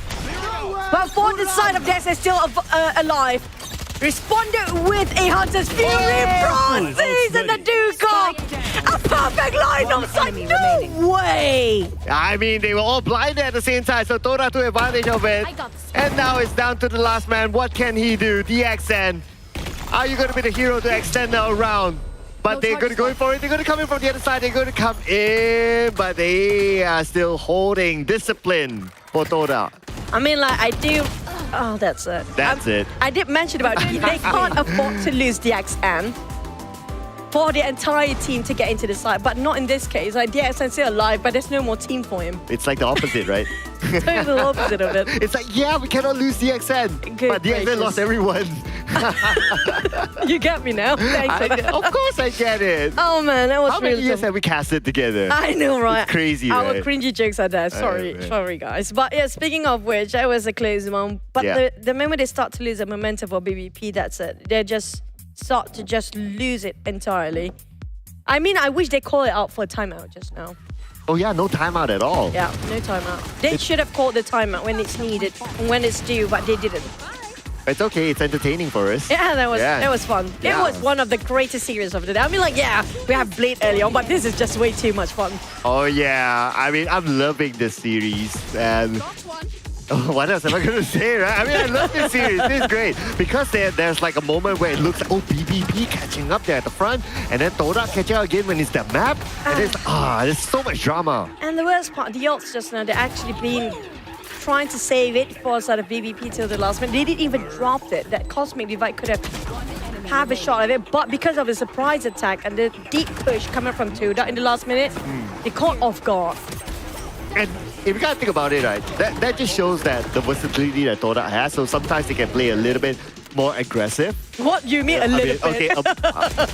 Okay, more aggressive, and sometimes they kind of pull back. So as compared to the previous round was like, I think it's a lot more aggressive. But this time it's like, maybe Sube is doing it. Yeah, Sube is doing it. Putting a Boys, calm down, people. Putting a balance leash. it out. If not, you get whipped. Yeah. You know, so they don't want to get whipped, so putting a leash on it. But it was crazy run. It was so good. I mean, like, I love BBP as well. It's just so good coming out from this team. And especially we talked about BBP. I want to see more of them. If they even keep this momentum, they can actually beat Toda one day. I'm not even surprised at that. But Todak 13-8, the moment it was 8-8, you saw it start losing momentum of BBP. Yeah. No doubt, you're definitely going to see more of BBP because they're still going to play the next, the rest of the season, obviously. Oh! The 2 killjoys. Okay. Aduka, Cairo. Agree. Yep, agree. Agree. Yep, give them a medal now. Mid. Aduka hold the mid really, really well. Not just that, he coming up a different, somewhere, like he's the lurker for a Toda where it's needed. Yep. He was there. He was there. Yeah, he's everywhere. But Aduka, yes, holding the mid, I think that was his key point, right? Whether they're defending or whether they're on the attacker side, the mid is basically his. It's like the rest of Toda is like, you take the mid, we'll take everything else. What do you mean mid? B and mid and that's like, Aduka. There's no mid, it's just Aduka. Yeah, it's Aduka. The rest of them is like A and C and that's it. But we have to give it to Cairo. I mean, this is one of his first few pro tournaments, but he's just delivering so much. Can we put up Cairo as the MVP as well? Because it's his first game, first tournament with this lineup. That's true, and he plays so well, he fit in perfectly. Yeah. It's just, they need more time to polish things out. But I love both teams there. Coming out from Aduka, he delivered so much. You saw he's the last person alive. He did so much work. But it's just crazy how calm he was, how composed it is when he needs to do so many things for the team. Cairo, if you're hearing this, I'm a big fan right now. Please sign a shirt or something and send it to me. Thank you. And this is just crazy run. I mean, like for BBP, I love this team. Coming up from Toda, it's just such a refreshing, scrappy plays from them. It's just, you cannot be bored by these guys. And not at all. Are you not entertained? Very entertained. Yeah, as the great words of Gladiator, right? So, yep. So that is the 2 rounds that we have seen today. Oh man, we're done. 2-0. Oh yeah, sorry, Chu. Oh, you still have other days to cast. Don't worry. Not with you. We have so much games to cast together anyway. The but door is that way, okay? But today we're going to finish off 2-0 for now. But the second series was just so close. I mean, I wish they could have called for that timeout. They could have called for that timeout. Just to break the momentum as well, right? Just to give themselves a bit more time to be calm and just recompose themselves about what really happened and also break the momentum of Toda. Yep, but anyway, we're not going to break the momentum of our score. So we're going to check out the latest standings as of now, ladies and gentlemen. Of course, the bottom is where nobody wants to be. So far, it's going to be Teal and Love. Oh man, Louvre, I mean, like, this is a different lineup, but I do prefer the old one based on, I chit chat a bit back. But I just wish Louvre got themselves that sort of statue about their name, because we know Louvre for the longest time. Yeah, there's like no ox behind them, but Louvre is already a big name in MYSG region, right? TeoTeoTeo on the other hand, or Teo, that's it, are kind of in the same boat with BBP. Now, if you happen to be dropping with BBP versus Teo, who do you think will? Ooh. Looking at today's games, because we got to see the both of them, right? I really like BBP's game. I agree. I'm sorry, like Teo. I love BBP right now. Kizuna Esports, this is going to be the Fox with the belly buttons. Plays himself fifth. And Todak, the one actually having a 2-2. So we have to wait and see if there's any sort of a tiebreaker by the end of the day. But Bleed and Enigma. Enigma Gaming, I mean, like, we haven't seen them versus Bleed that much. But Bleed, there's nothing to shake them. Somebody need to shake Bleed up there. Well, maybe it's going to be Enigma later on because both teams so far undefeated. Looking good. I agree. I wonder how they're going to play again tomorrow. We need to check the schedules again, ladies and gentlemen. Right now. Okay, just to get a confirmation, right? I got to know as well. Is Enigma going to play tomorrow? Yeah, we're checking it. Wait for it. Come on, give me some time. Okay. No pressure. We do have Kizuna versus Louvre and Enigma versus Axton. Now, Axton versus Enigma, it's going to be super interesting. Kizuna versus Louvre, I mean, like, the belly button will win or not. And Louvre, coming out with a different lineup. Are they finally starting to form themselves when it comes to the third week right now into VCT? Oh, yeah. The belly button. You cannot miss that. But if you guys have no clue, go back into the, the content section of it where the players are drawing it. Belly button of Fox. Can you guys have a confirmation? Do Fox have belly buttons? Or you guys can also follow the social medias of VALORANT as well to check out all the amazing content. And ours as well. We're there. But you know what? We got to go check belly buttons on our own. Oh. That sounds so wrong. Okay, don't mind that. Okay, but we're done for the day. I think that's it. But Clap, thank you so much for having the desk with me. You guys have been amazing. But we still have more series to go tomorrow. So we're gonna go and head it out today we're done for the day. So see you guys again, same time, same place, different casters. Definitely gonna be tomorrow, different players playing. So thank you so much for today and see you guys tomorrow in VCT MY. Bye. My ult's ready. 30 seconds left.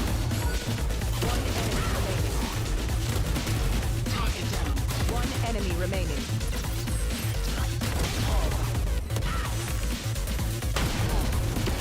Delete. One enemy remaining. One enemy remaining.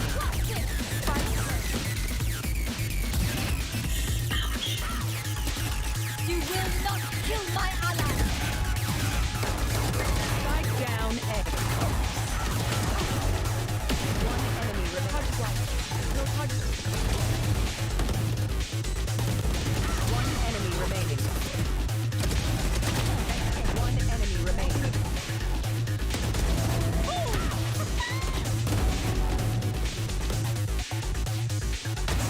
See ya. One enemy. Find it. One enemy remaining. One enemy remaining. Spike down A.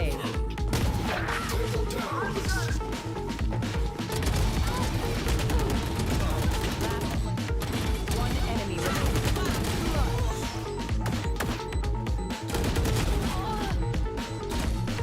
One player standing. One enemy remaining.